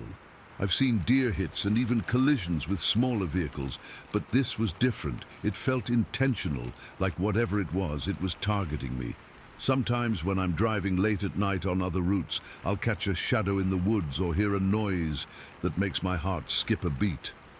I know it's probably nothing, but that fear is always there, just under the surface. My understanding of the world, of what's out there in the wild, is completely shattered. I used to love the solitude of long-haul driving, but now I'm always on edge, especially in remote areas.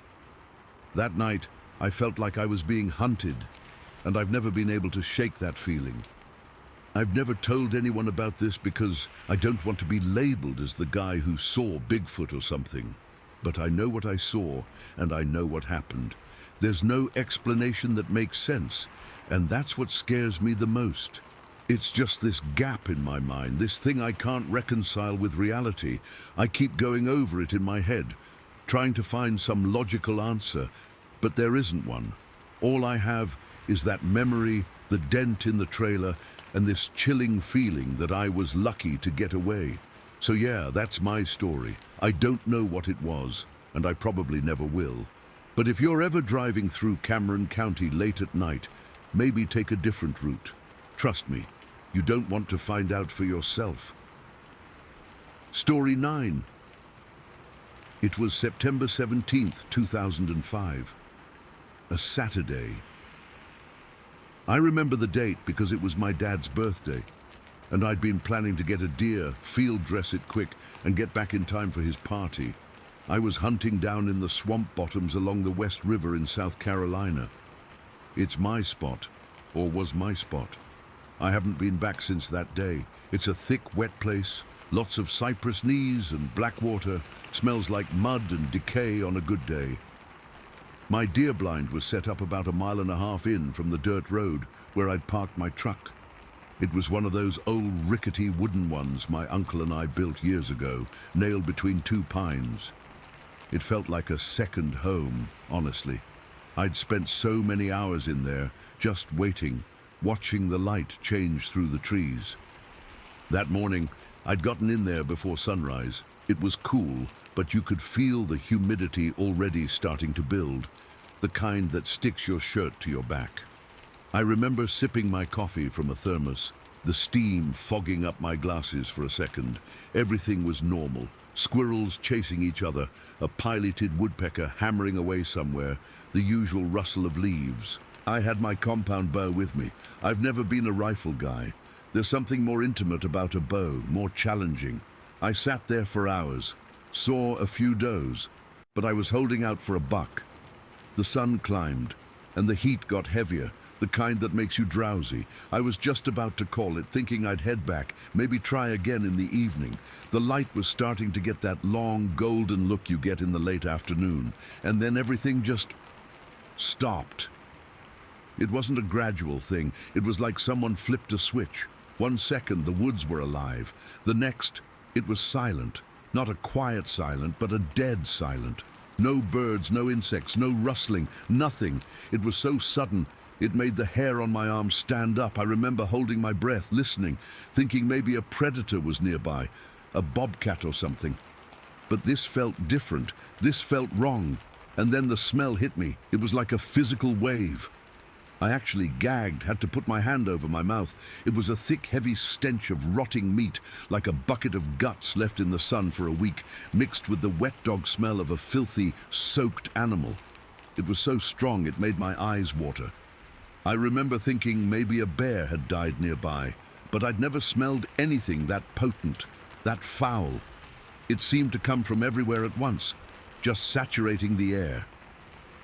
Then I heard the sound. It started low, from deep in the swamp to my right. It wasn't a growl, it wasn't a roar, it was hollering, but not like a person hollers. It was a jumble of sounds, harsh and guttural, but there was a rhythm to it, like it was trying to form words but didn't have the right parts to do it, a kind of gibberish, but an intelligent gibberish. Wuh-a-gruk, gra, kulok. It's impossible to describe accurately. It was deep, resonant, and it didn't sound like any animal I'd ever heard. Not a fox, not a coyote, not a bear. It sounded conversational, like it was talking to itself or to something else. My heart was just hammering in my chest. I could feel it pounding in my throat. I slowly, so slowly leaned forward and peered out through one of the slats of the blind. I couldn't see anything, just the dense, shadowy tangle of the swamp. The hollering stopped for a minute, and the silence felt even heavier, more threatening. Then it started again, a little closer this time, the same rhythmic, alien gibberish. Grana, tu rock, wo. That's when the fear really set in. This wasn't just some animal, this was something else. I knew I couldn't stay in the blind. It felt like a trap. I had to get to my truck. The trail was a straight shot, about a mile, but in that silence, with that smell, it felt like 100 miles. I grabbed my bow. My hands were shaking so bad I almost dropped it. I remember my palm was sweaty against the grip. I didn't even think about nocking an arrow. My only thought was to move. I eased the door of the blind open, wincing at the slight creak it made. The sound seemed to echo in the dead air. I stepped out onto the trail, a narrow path of packed earth through the ferns and palmetto bushes. I started walking, trying to be quiet, but every crunch of a leaf under my boot sounded like a gunshot. The hollering had stopped again. For about 30 seconds, there was just the silence and that awful, suffocating smell. Then it started up once more, and this time it was moving. It was keeping pace with me off to my right, parallel to the trail, but staying in the thick cover. I could hear the heavy, crunching footsteps, not the light, quick steps of a deer. These were heavy, deliberate thumps. Crunch, swish, thump. It was walking on 2 legs, I was sure of it. I picked up my pace from a fast walk to a slow jog. The thing in the woods matched me. I could hear its footsteps speeding up. The hollering started again, closer now, maybe only 50 yards away. Kulob, gra oga. The voice was deeper, more agitated. It didn't like that I was moving. I was about halfway to the truck now. My lungs were burning, partly from the jog, partly from the sheer gut-clenching terror. The smell was so bad I was breathing through my mouth, tasting it on my tongue, a metallic, rotten taste. I had a small flashlight on my keychain, one of those cheap LED ones. I fumbled for it in my pocket, my fingers numb and clumsy. I clicked it on and swept the beam into the trees to my right. Nothing. Just the dark trunks and the shifting shadows. I kept moving, practically running now, my backpack thumping against my back. The thing was still with me, its footsteps crashing through the undergrowth, keeping perfect pace. The hollering was constant now, a stream of that bizarre rhythmic noise, like it was arguing with me or taunting me, and then I heard a new sound right to my left, so close it made me jump and almost scream.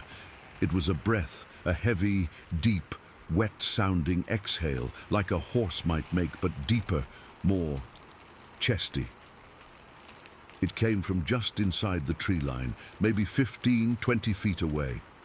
I froze, my whole body locked up. I couldn't have moved if I wanted to. I slowly, so slowly, I felt like I was moving through syrup, turned my head and shined my little light toward the sound.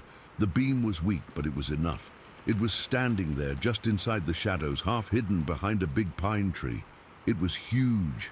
I'm 6 feet tall, and this thing towered over me, had to be over 8 feet tall, easy. It was just massive. Broad shoulders, a chest like a barrel. It was covered in dark, matted hair, almost black, that was clumped together like it was wet or muddy. It wasn't a bear. Bears don't stand like that. They don't have that build. This was upright, solid, powerful, and its eyes. They caught the light from my flashlight and reflected it back at me, a bright, glowing amber.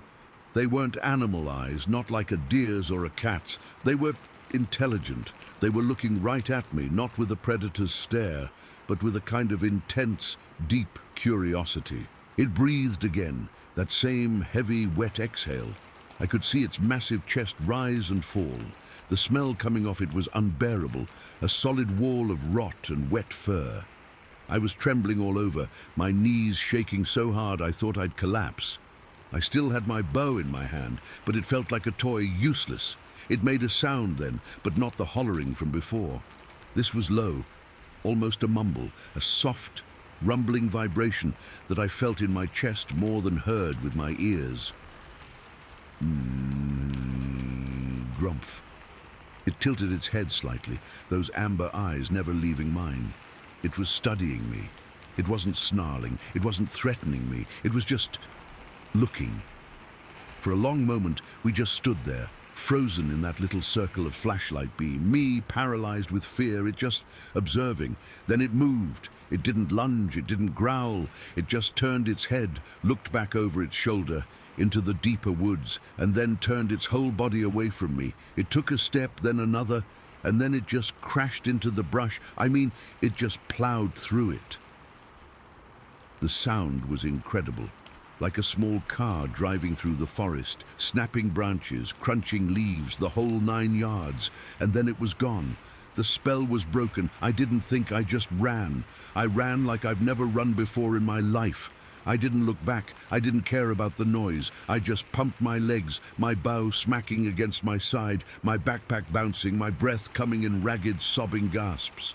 The hollering started up again behind me, back in the direction it had gone, but it was fading, getting farther away. Wugra Lokta!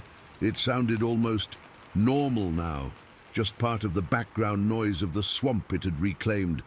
I saw the glint of my truck through the trees, and I almost cried with relief. I fumbled for my keys, my hands shaking so violently I dropped them in the dirt. I scrambled for them, my fingers digging into the mud, finally grabbing them and jamming the key into the lock. I threw myself into the driver's seat, slammed the door and hit the locks. I sat there for a full minute, maybe more, just gripping the steering wheel, my whole body shaking uncontrollably. I could still smell it, that rotten meat smell, clinging to my clothes, my skin.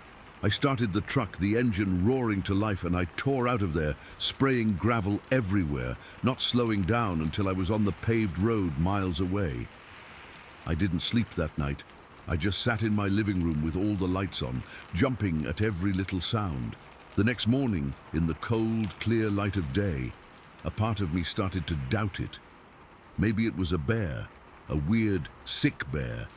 Maybe I'd imagined the whole thing, spooked myself in the woods. I had to know.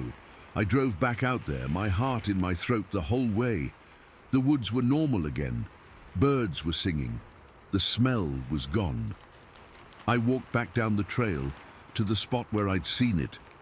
I was scared, but I had to see, and there, in a patch of soft black mud right off the trail, was a footprint. It was huge. I put my boot next to it. My size 11 boot looked like a child's toy. This thing was easily 18 inches long and wide. You could see the toes, the ball of the foot, everything. It was pressed deep into the mud, a perfect detailed cast of something massive and heavy that had been standing right where I'd seen it. I just stared at it. That's when the full weight of it hit me. It was real. It wasn't a bear. It wasn't my imagination. Something was out there. Something big, something smart. Something that didn't belong in any of my field guides. I never went back to that blind. I stopped hunting altogether for a few years. Even now, when I do go out, I stick to more open areas. I never feel completely alone in the woods anymore. That feeling of being the top of the food chain, it's gone. I know better now. There are things out there we don't understand, things that have been here a lot longer than we have. And sometimes, on a quiet, still afternoon, you might just get a reminder that the woods have their own secrets, and they don't always care to share them politely. I saw one of them. It saw me, and that was enough. Story 10. I got up to open the window next to my bed.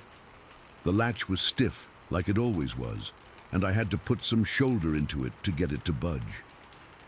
When it finally swung open, that cool, damp mountain air washed over me. It smelled like pine needles and wet earth. I stood there for a minute, just breathing it in, and that's when I heard it. It wasn't a scream, not like a bobcat or a fox.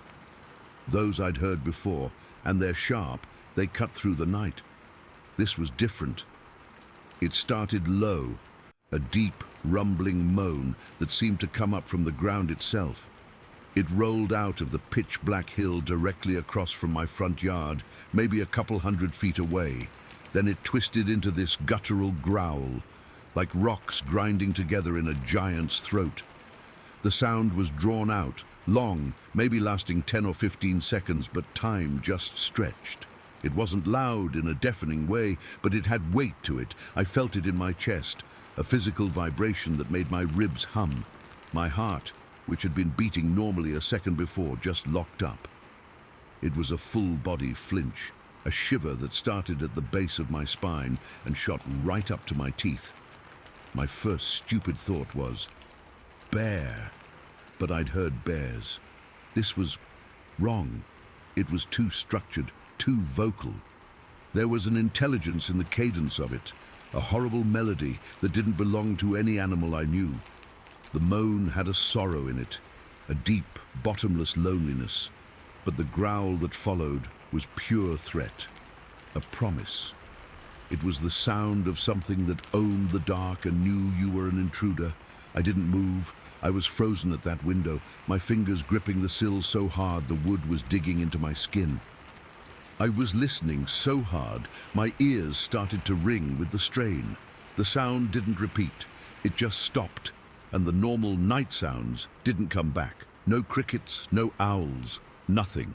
It was like every other living thing out there had heard it too, and was just as terrified as I was, hiding and waiting. I must have stood there for 20 minutes, barely breathing, my eyes straining to see anything in the ink-black tree line.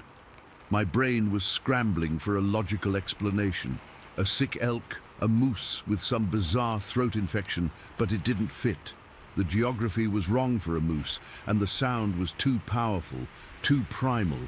This was something else. Finally, my legs started to ache from being locked in place.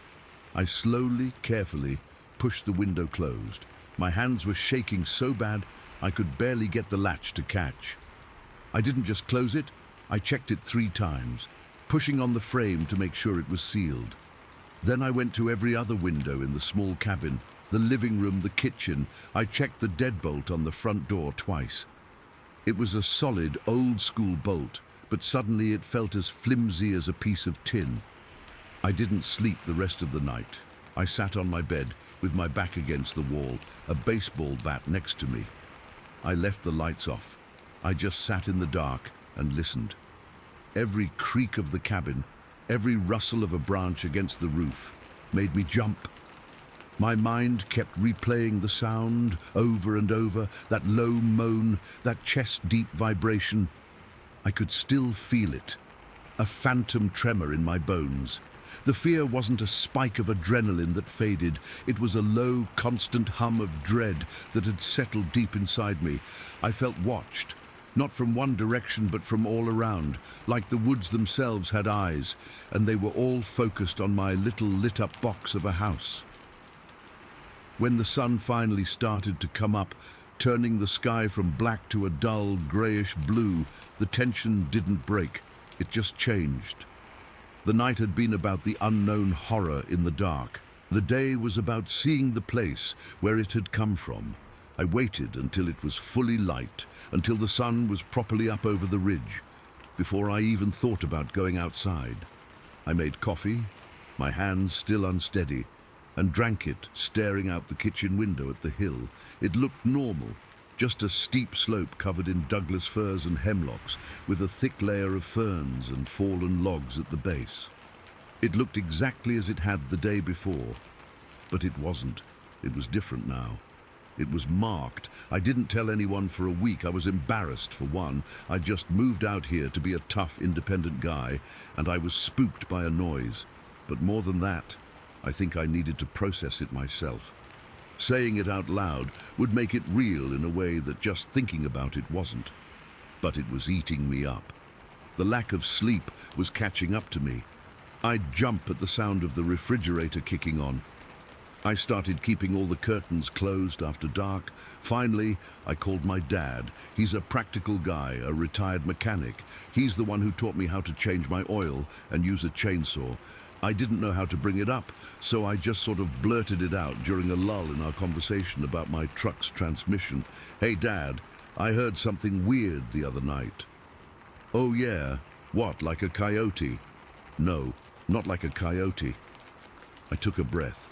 It was like a moan, a really deep moan, and then it turned into this growl. It came from the hill right in front of the house. It vibrated. I felt it in my chest. There was a pause on the other end of the line. I could hear him breathing. What time was this? "About 1 in the morning. Warm night?" "Yeah, really warm." Another pause, longer this time. "You know," he said, his voice quieter, more serious than I was used to.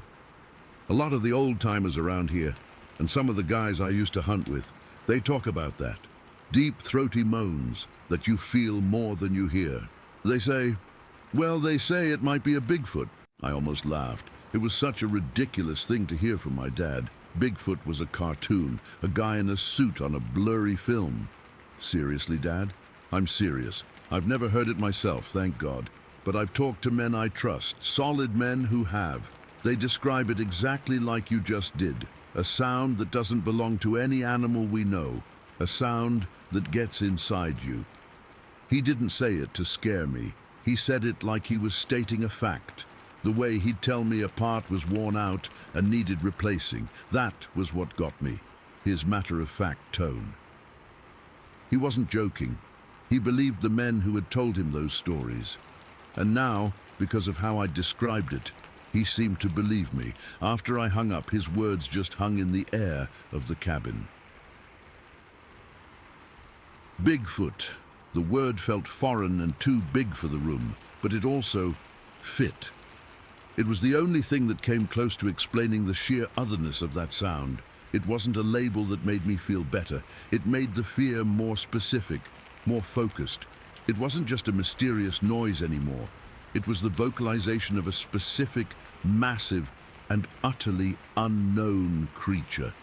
A creature that, according to my dad's friends, was real and lived in these woods.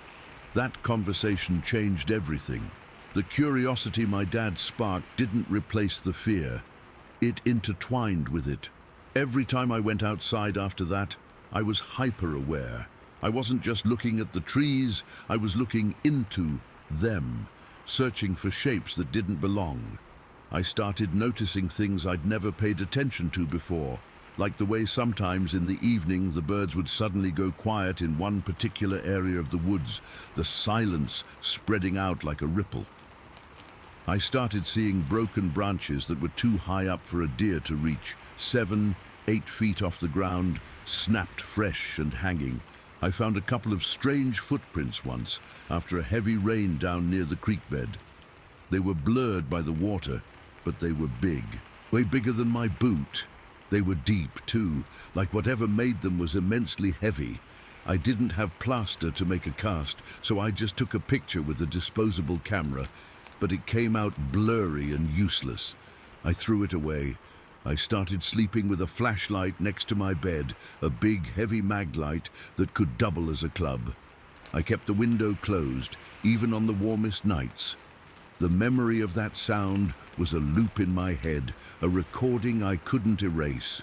I'd be splitting wood, and I'd hear it again in my mind, and I'd have to stop my heart hammering and just scan the tree line. It was a constant low-grade paranoia that became my new normal. The worst part was the feeling of being studied. It's hard to explain, but you know when you're being watched. It's a primal sense. There were days I'd be out stacking firewood and the hair on the back of my neck would stand up. I'd turn around slowly, scanning the dark spaces between the trees, and see nothing, but the feeling would linger for hours. Sometimes I'd catch a movement in my peripheral vision, just a dark shape shifting, but when I'd snap my head to look, there'd be nothing there but a stump or a shadow. My mind could be playing tricks on me, I knew that. But the feeling was so persistent, so visceral, that it was hard to write it off entirely. I never heard the moan again. Not that clearly, not from so close. But I heard other things, knocking sounds like something was hitting a tree with a thick branch.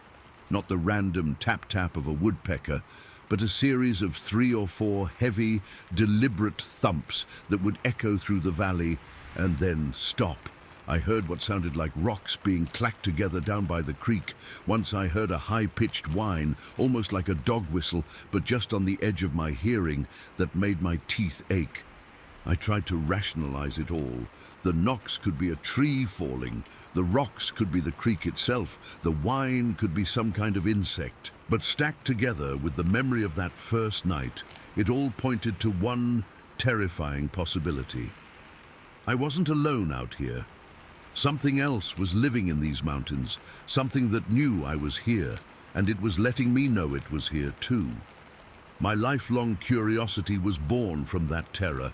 It wasn't a happy, wonder-filled curiosity. It was a desperate need to know, to understand what I was sharing this land with. I started reading everything I could find, not the silly tabloid stuff, but the accounts from other people, normal people like me, who had heard and seen things they couldn't explain.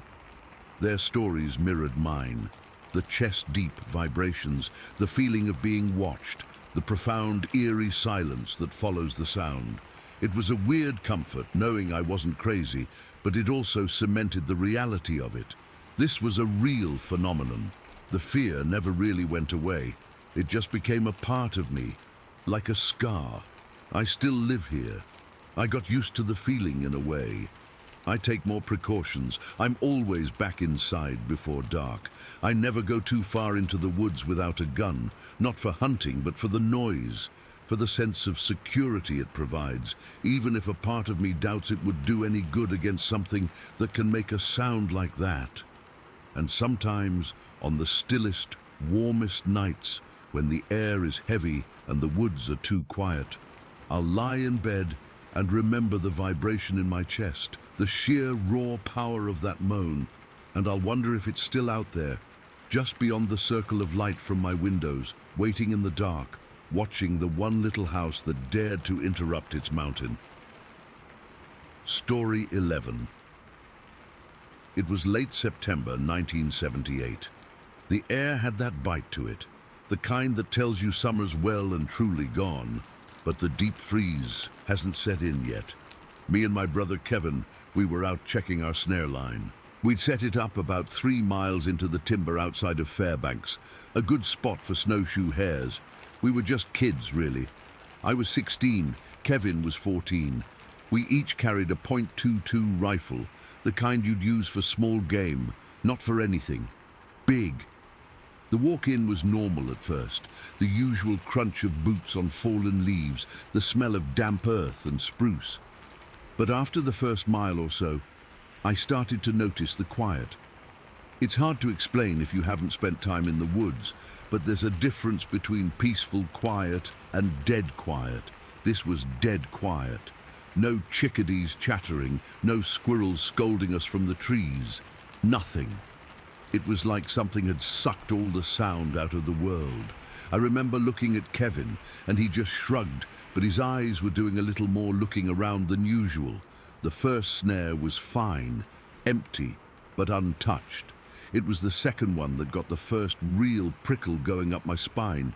We'd tied it to a young spruce, maybe 8 feet tall. When we came up on it, the tree was wrong. It was twisted, not broken, not bent over. It was spiraled, like someone had taken the top and just wrung it out like a wet rag. The snare wire was just gone, not chewed through, not pulled apart. It was shredded, like it had been caught in some kind of industrial machinery. There were little silvery bits of it scattered in the moss. No teeth marks, no claw marks, just destruction. Kevin knelt down and poked at the base of the tree. "What the hell could do that?" he whispered. His voice was too loud in the silence. I didn't have an answer. A moose couldn't do it. A bear wouldn't. It made no sense. My mind was trying to fit it into a box, a weird wind shear maybe. But the box kept breaking. We stood there for a minute, just staring at it.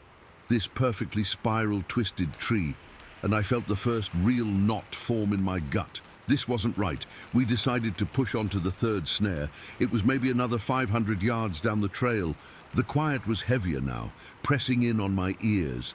I found myself walking softer, trying not to make noise, though I couldn't have said why. It was just a feeling of being observed. We got to the third snare site, and that's when we saw the tracks. They were in a patch of soft black mud near a seep spring, and they were huge. I wear a size 10 boot, and my print would have fit inside one of these with room to spare.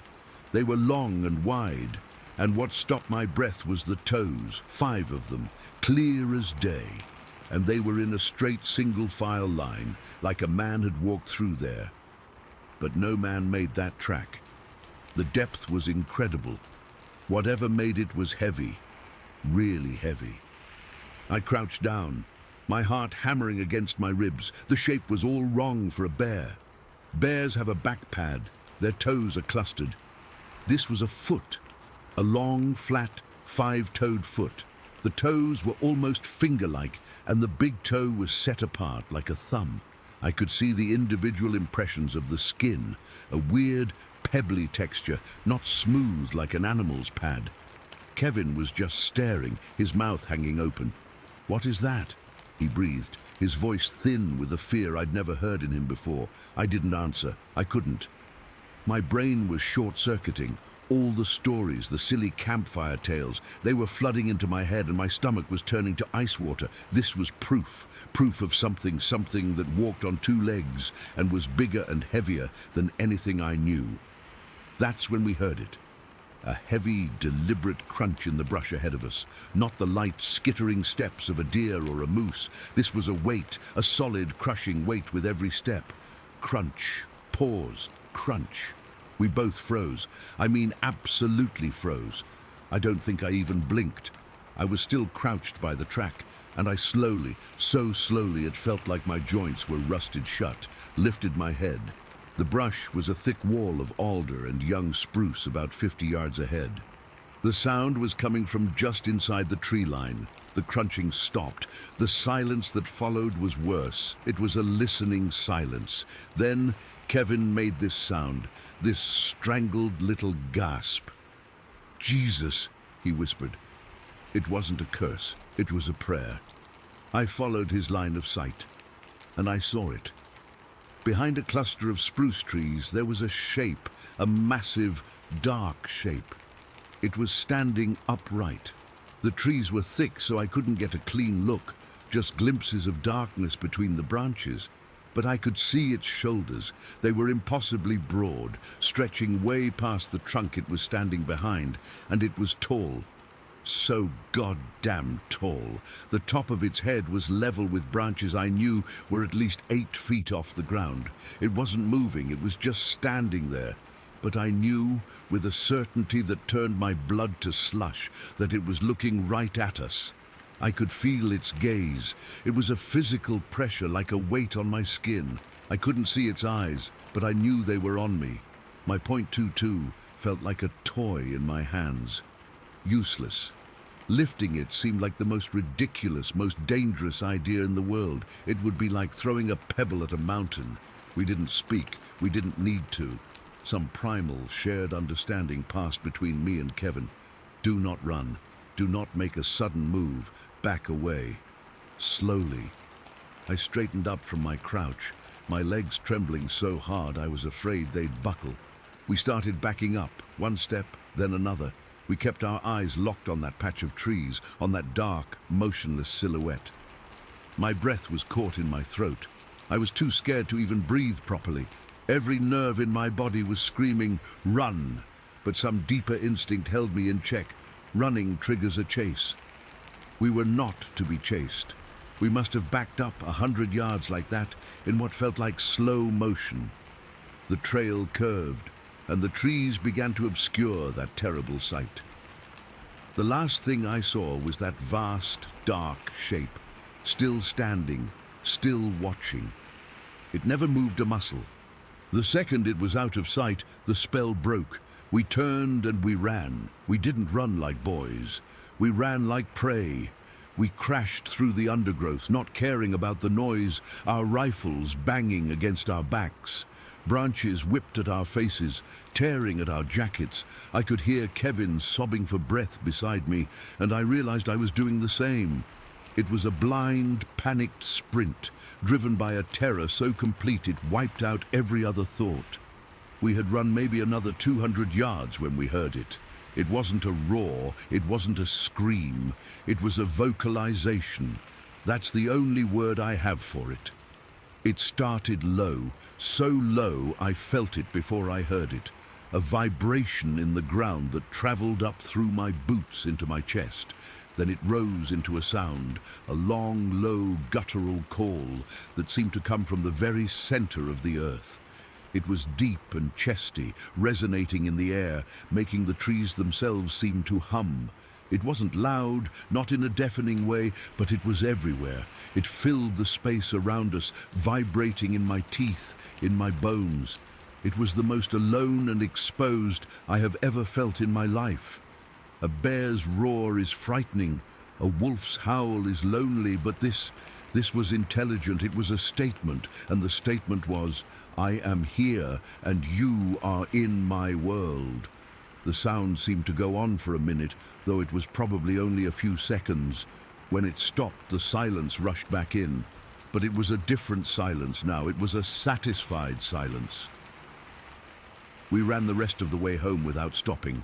We burst out of the tree line near our house, our lungs on fire, our faces streaked with sweat and tears from the branches.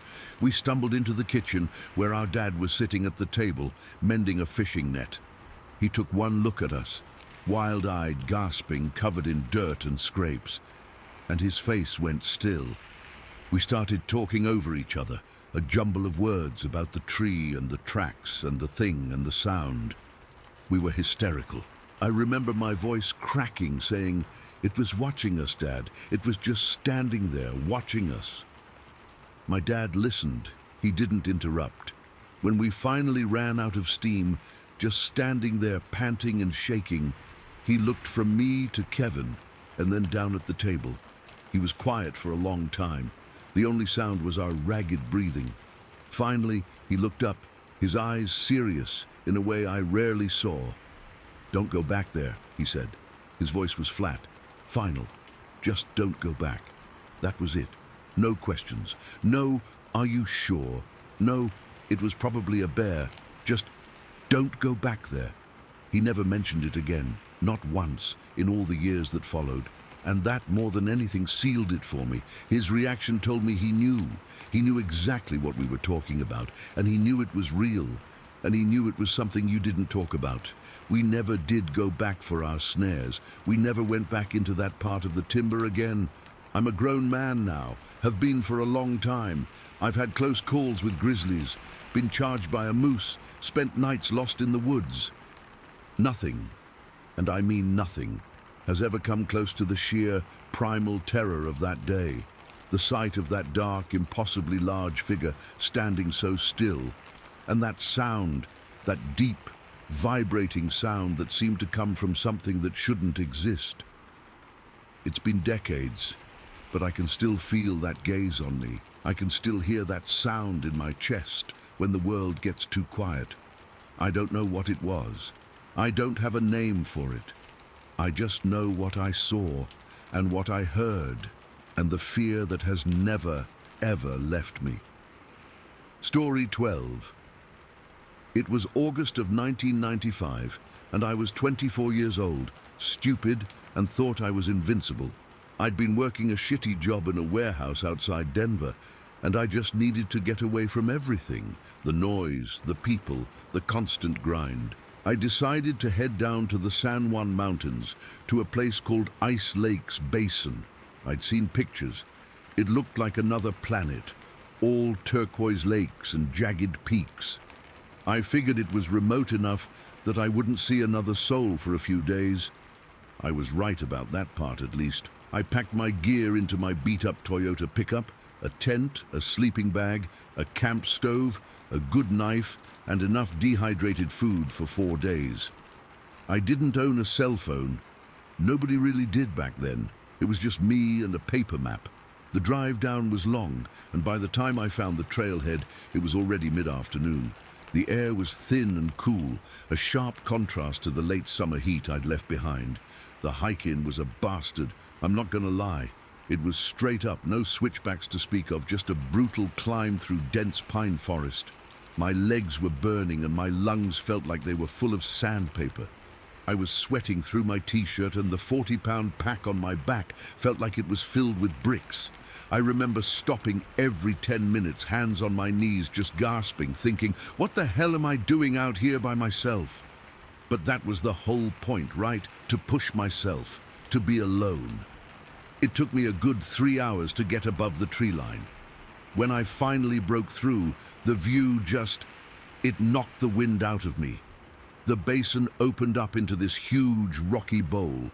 There were 2 lakes, one lower and one higher, both this insane milky blue color I'd never seen before. The water was so clear and so cold-looking. The whole place was surrounded by these massive gray peaks, still holding onto patches of snow even in August. It was dead quiet.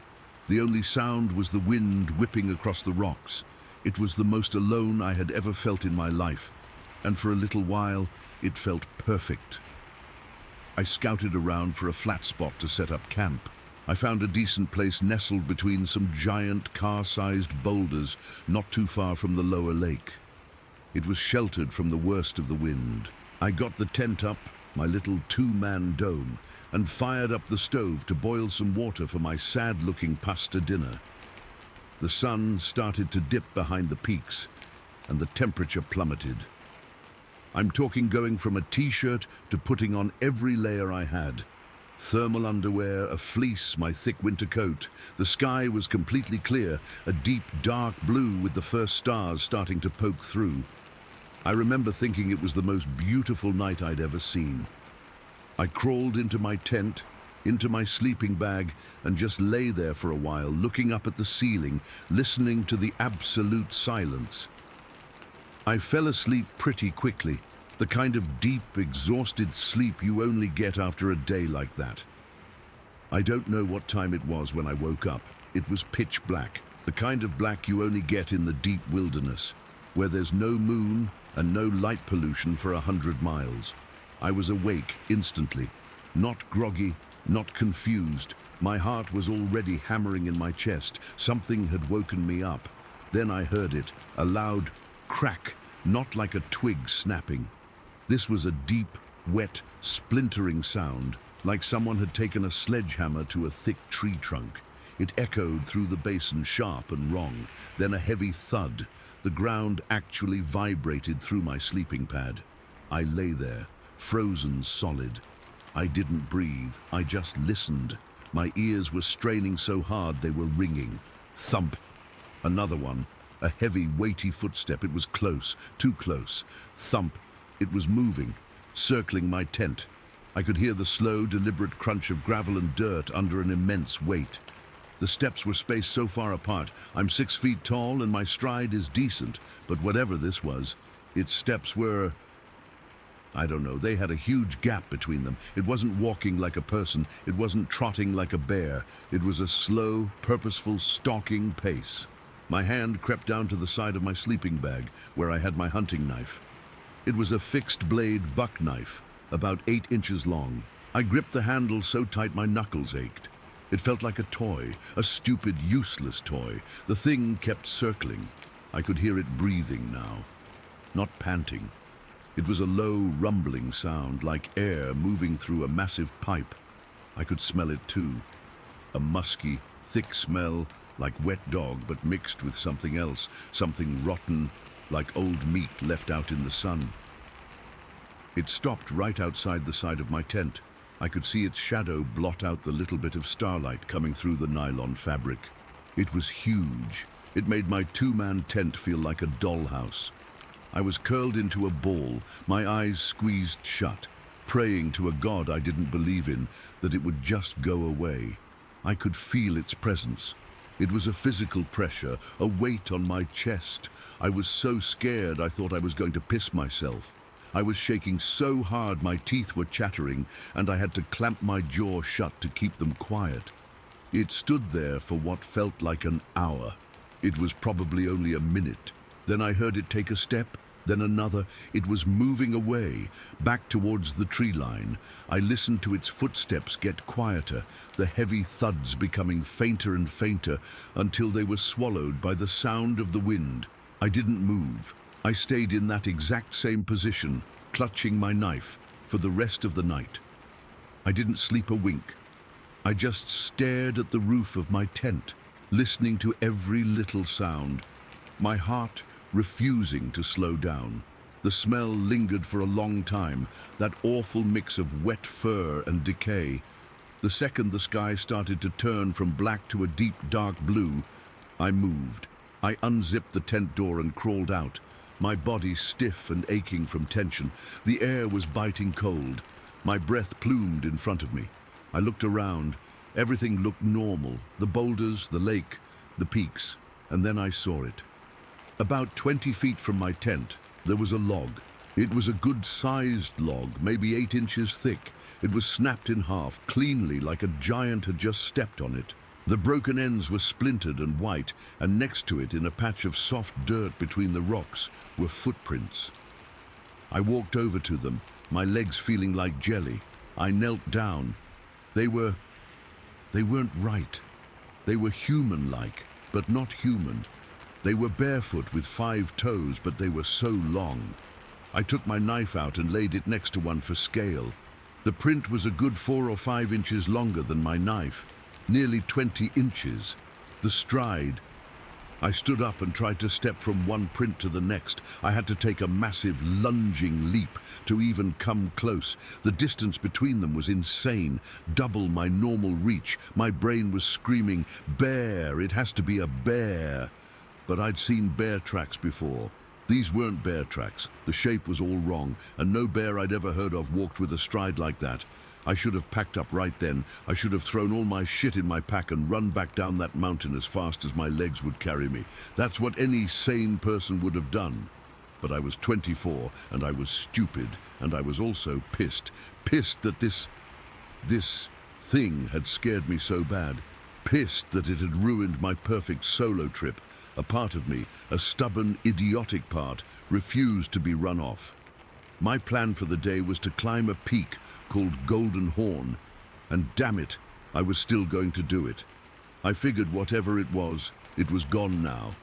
It was a night creature. It wouldn't be out in the daylight. So I made breakfast. My hands were still shaking so bad I could barely light the stove. I forced down some oatmeal, packed a day pack with water and some snacks, and headed up towards the pass that led to Golden Horn. I kept looking over my shoulder the whole time. The basin felt different now. The beauty was gone, replaced by a deep, creeping dread. Every shadow between the boulders looked like it was moving. Every sound of a rock tumbling down a slope made me jump. I got about halfway up the pass when the weather turned. It happened fast. 1 minute the sky was clear blue. The next, these thick gray clouds came rolling over the peaks like a tide. The temperature dropped 20 degrees in what felt like seconds. A cold, biting wind kicked up, whipping sleet and then snow into my face. I'm from Colorado. I know mountain weather. But this was something else. This was a full-on blizzard materializing out of nowhere in the middle of August. I was completely exposed on that rocky slope. The visibility dropped to almost nothing. I couldn't see more than 10 feet in front of me. The wind was howling, trying to tear me off the mountain. I was wearing a jacket, but it was a summer jacket. It was useless against this. I was getting soaked, and the hypothermia was starting to set in. I could feel my fingers going numb, my thinking getting slow and fuzzy. I knew I had to get shelter. Fast. I remembered seeing something on my map, an old mining cabin marked near the base of the pass. I couldn't remember exactly where, but it was my only hope. I started scrambling back down, slipping and sliding on the now slick rocks, the wind screaming in my ears. I was just blindly stumbling, praying I was going the right way. And then I saw it, a dark, square shape through the swirling snow. It was a cabin, or what was left of one. It was built into the side of the hill made of rough-hewn logs. The roof looked like it was sagging in the middle, and the single window was boarded up. The door was hanging off one hinge. It didn't look like much, but it was shelter. I practically fell through the doorway. The inside was one small room, maybe 12 by 12. It was dark and smelled of damp earth and old wood. There was a crude stone fireplace on one wall, a rusty metal cot frame in the corner, and a thick layer of dust and pine needles on the dirt floor. It was freezing, but it was out of the wind and the snow. It was heaven. I dropped my pack and shrugged off my wet jacket. My teeth were chattering uncontrollably. I was shivering so hard I could barely stand. I needed to get warm. I had a lighter in my pack. I started gathering some of the dry, rotten wood from the cot frame and some old, brittle pine needles from the floor, piling them in the fireplace. My hands were so cold and clumsy, it took me forever to get a tiny flame going. I nursed it, adding bigger pieces of wood until I had a small, pathetic fire crackling. It wasn't throwing much heat, but the light was comforting. I huddled right in front of it, holding my numb hands out to the flames. For a little while I started to feel okay. The immediate panic of the storm was fading. I was out of the elements. I was safe. That's when the smell came back. It started faint at first, just a hint on the air, and I thought it was just the musty smell of the cabin, but it got stronger, that same god-awful smell from the night before. Spoiled meat, wet, matted fur. It was thick and heavy, filling the small cabin, overpowering the smell of wood smoke. My stomach turned. I froze, staring into the fire. I didn't want to turn around. I didn't want to look. Then I heard the breathing. It was slow, deep, a resonant, guttural inhale and exhale that didn't come from me.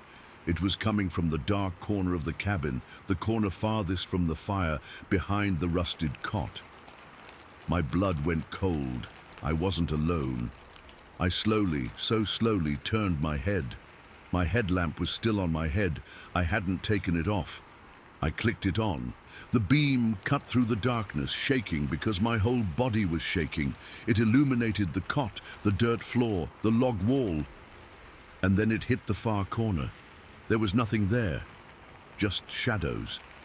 But the breathing continued, low and steady, and the smell was so strong now I could taste it at the back of my throat, a metallic, rotten taste. I swung the beam of light back and forth. Nothing. The cabin was empty except for me, but it wasn't. I knew it wasn't. The sound was right there. It was so close. My eyes scanned the wall. The logs were old with gaps between them. And in one of those gaps, about 7 feet off the ground, I saw it. 2 points of red light. They weren't reflecting my headlamp. They were glowing with their own faint, malevolent light. They were just fixed on me, unblinking. I couldn't move. I couldn't scream. I just stared at those 2 red eyes in the darkness. A wave of pure, primal terror washed over me, so intense it was paralyzing. This was it. This was how I was going to die, in this filthy, forgotten shack, eaten by something I couldn't even see. And then a strange feeling started to come over me. It wasn't peace. It was like a heavy wool blanket being pulled down over my brain, a deep, irresistible drowsiness. My limbs felt like lead. My head started to swim. It was a fight, but I was losing. My eyelids were so heavy. The fear was still there, a screaming siren in the back of my mind. But this lethargy was stronger. It was pushing me down, smothering me. The last thing I remember is the sound of that slow, deep breathing, the smell of rot, and the 2 unblinking red eyes watching me from the crack in the wall. Then everything went black. I woke up with a jolt. Light was streaming through the cracks in the door and the boarded-up window. The storm was over. The fire was out. Nothing but a pile of grey ash. The cabin was silent, and the smell was gone. I sat up, my head pounding, my body ached everywhere. For a second I thought it had all been a nightmare, some horrible stress dream brought on by the storm. I stood up, my legs wobbly, and walked to the door. I pushed it open, the cold morning air hitting me in the face. The world outside was covered in a fresh, clean layer of snow, glittering in the morning sun. It was beautiful again, and then I looked down. Right outside the doorway, in the pristine white snow, was a single footprint. It was massive, the same shape as the ones I'd seen by my tent, nearly 20 inches long, pressed deep into the snow. It was so clear, I could see the outline of the 5 toes. It had been right here, standing outside this door, looking in. I didn't even think.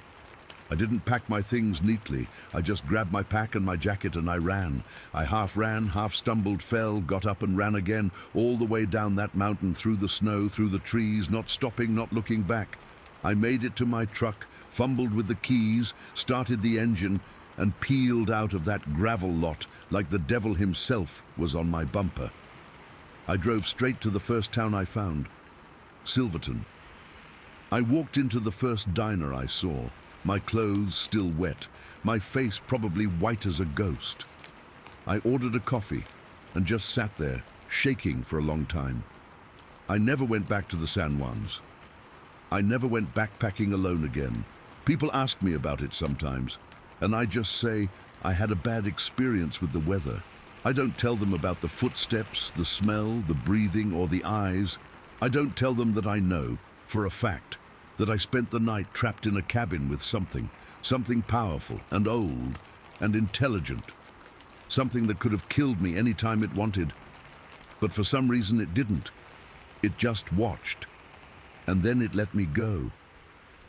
That was almost 30 years ago. I still think about it. Every time I see a dense forest, every time I smell something rotten on the wind, I remember. I remember the feeling of those eyes on me, and the silence that fell after the breathing stopped. I'll never forget it, not ever. Story 13. All right, I'll just come out and say it. I don't know what I saw, or I guess I don't know what left what I saw. I've never told this to anyone, not my family, not my friends, because honestly, who would believe it? They'd nod and smile and then later talk about how I must have been seeing things. But I know what I saw, and I know what I felt, and it stuck with me for years, this cold, hard knot in my stomach that tightens every time I think about it. It was February of 2008.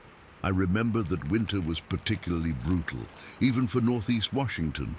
The snow had come down heavy and early, and it just never seemed to let up. I was living in a small town, the kind where everyone knows everyone, and you go a little stir-crazy, being cooped up inside for months on end. I've always been an outdoors person, hiking, fishing, just being in the woods. It's how I clear my head. So that day, despite the deep snow, I decided I needed to get out. The sky was this flat, uniform gray, the kind that promises more snow, but hasn't decided to deliver it yet. The air was so cold it felt sharp in my lungs, and everything was dead quiet. The kind of quiet you only get after a heavy snowfall, where the world feels muffled and asleep. I was walking in the hills that overlook the valley. It's a place I know like the back of my hand. I've spent countless hours up there since I was a kid. I wasn't on any real trail. The snow had buried those weeks ago. I was just trudging along, breaking my own path, my boots sinking deep with every step. The only sounds were my own breathing, the crunch of snow under my weight, and the occasional soft thud of snow sliding off a pine branch.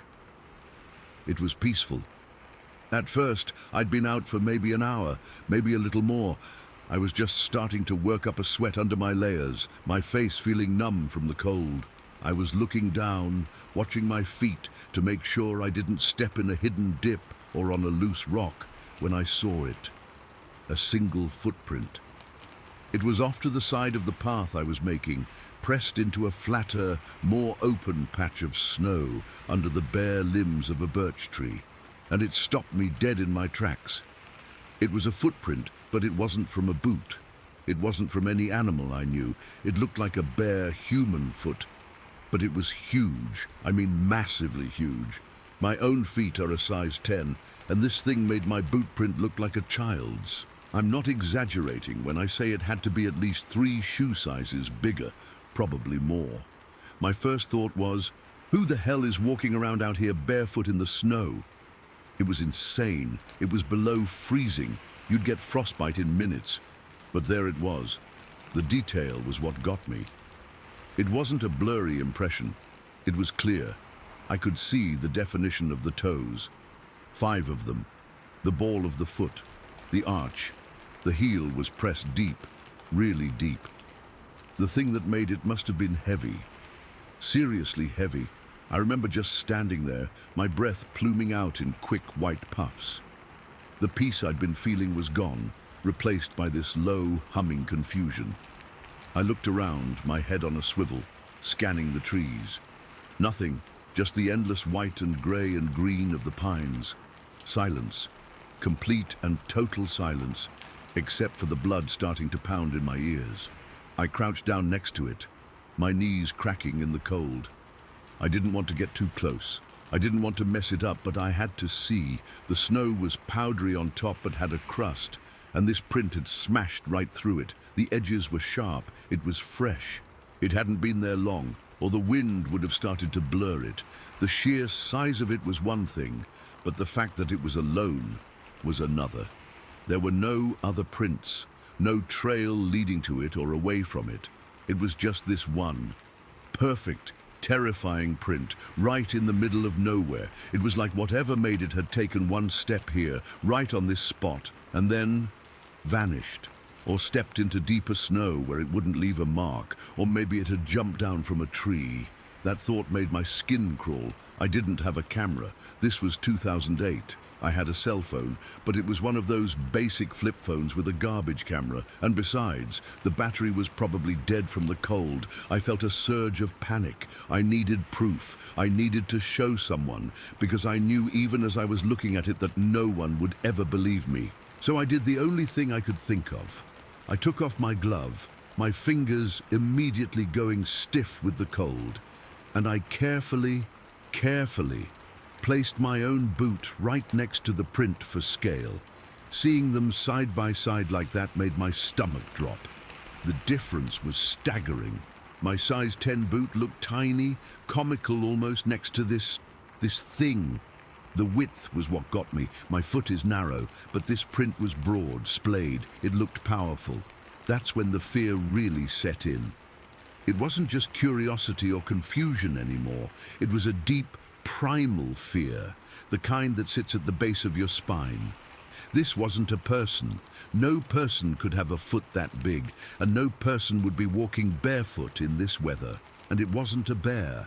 A bear print looks nothing like that. It's more like a dog's, with claws. This was distinctly, undeniably humanoid. Humanoid. My mind shied away from the word, but it was the only one that fit. And if it wasn't human, then what was it? I stood up so fast, I got a head rush. The woods around me, which had felt so familiar and safe just minutes ago, now felt alien and watchful. Every shadow between the trees seemed darker. Every sound, and there were no sounds, felt like it was about to be broken by something massive.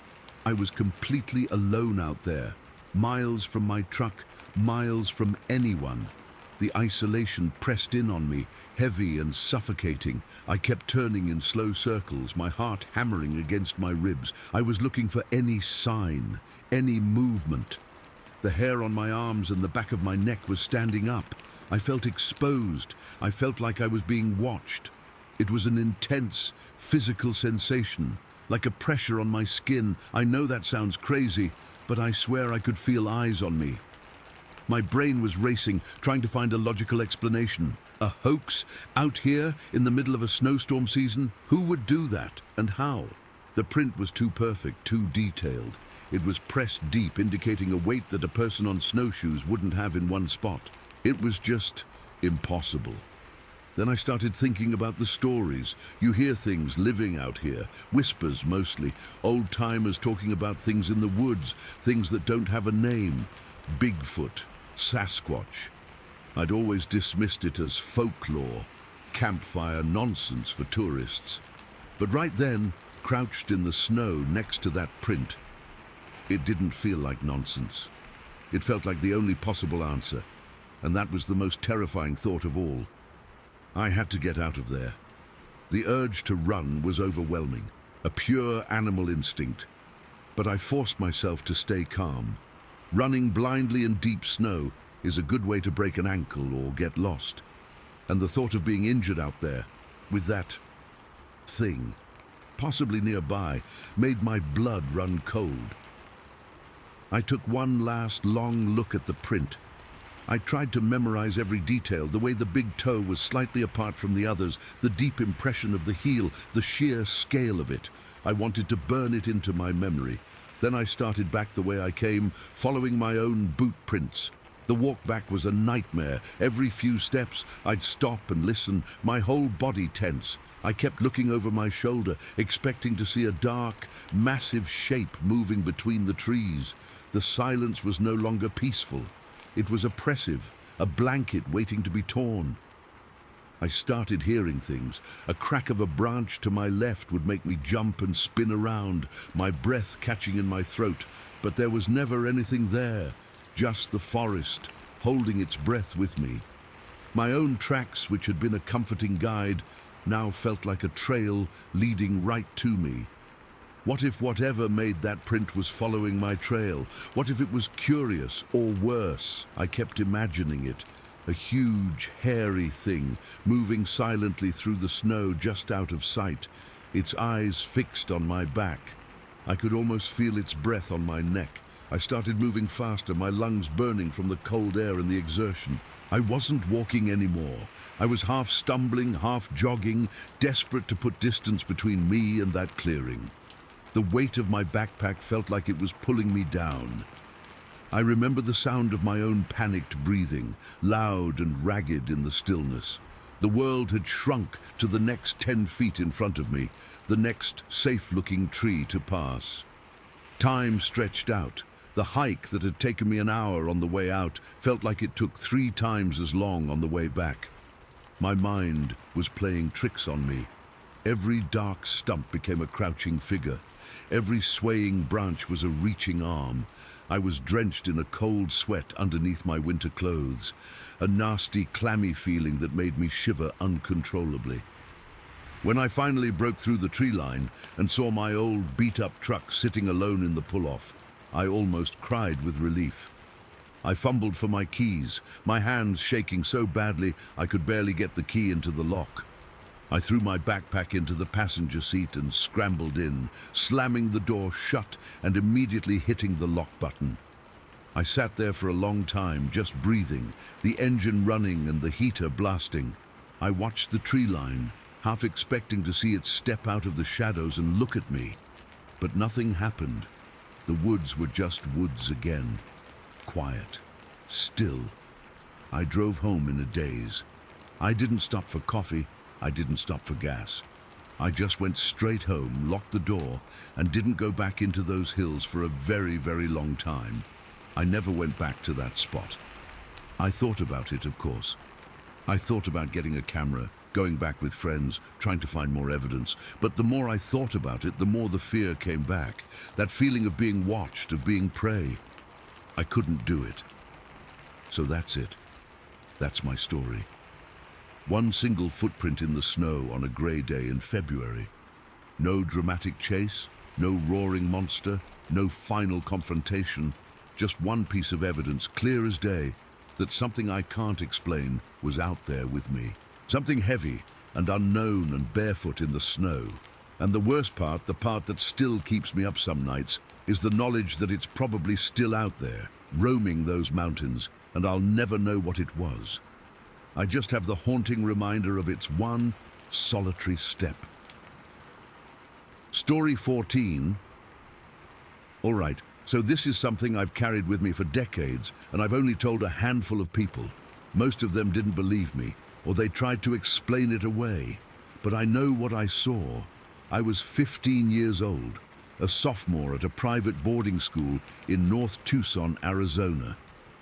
This was back in the mid-70s, 1975 to be exact.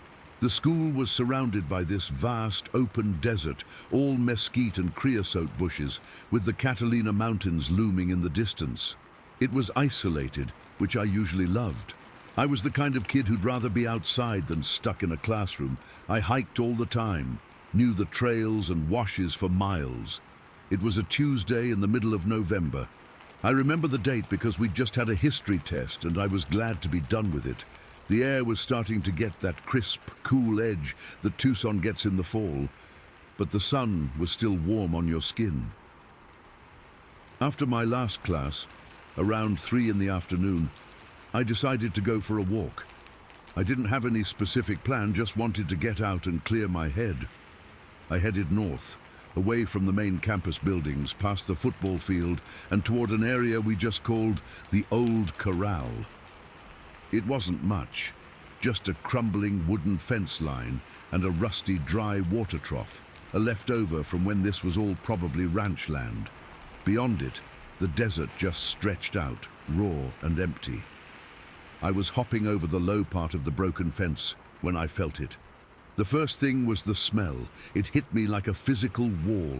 This wasn't a normal desert smell, not the dry dust or the sweet creosote after a rain. This was something rotten and heavy, like a mix of old meat and something else I couldn't place, something musky and foul. It was so thick it almost made me gag. At the exact same time, the hair on my arms and the back of my neck stood straight up. It was that primal feeling, the kind you get when you know instinctively that something is wrong, that you're not alone. I froze right there, one leg over the fence. My heart started thumping hard in my chest, a dull, fast rhythm I could feel in my ears. I scanned the area. To my left was a small, rocky outcrop, and just beyond it, the ground dipped into a shallow wash. The sound came next. It was a rustling, scraping sound, not the light skittering of a lizard or a rabbit. This was heavier. Something big was moving around in the wash. I crouched down low, my knees pressing into the dry, packed earth. I remember the grit of the dirt under my palms as I steadied myself. I peered over the edge of the little ridge, down into the wash, and that's when I saw it. It was maybe 50, 60 feet away, a creature. It was huge. I'm not tall now, and I was shorter then, but this thing was massive. It was crouched over, its back to me, and it was digging in the ground with its hands. There was a gopher den there, a little hole in the side of the wash, and it was tearing at it, pulling out clumps of dirt and rock. Its body was covered in hair, long and matted, a color somewhere between gray and a dirty wet brown. It wasn't like a bear. Bears move differently. They have a different shape. This was built like a person, but a giant, powerful person. The shoulders were incredibly broad, and the muscles in its back and arms bunched and shifted under the matted hair as it dug. I couldn't see its face, but I could see its head. It was large and kind of conical, sitting on a thick neck. The arms were long, way longer than a man's, and they ended in hands that were dark and looked almost black against the earth. It wasn't just digging lazily, it was focused, intense. I could hear its breathing, a low, wet huffing sound that mixed with the scraping of dirt. My own breath caught in my throat. I didn't dare move. I was paralyzed, just watching this thing that shouldn't exist. My mind was racing, trying to find a box to put it in. A man in a fur suit, out here, in the middle of nowhere. It was impossible. The sheer size of it, the way it moved, it was too fluid, too powerful. This was an animal, a predator. Then it stopped digging, its head tilted just a little. It had heard something or smelled something.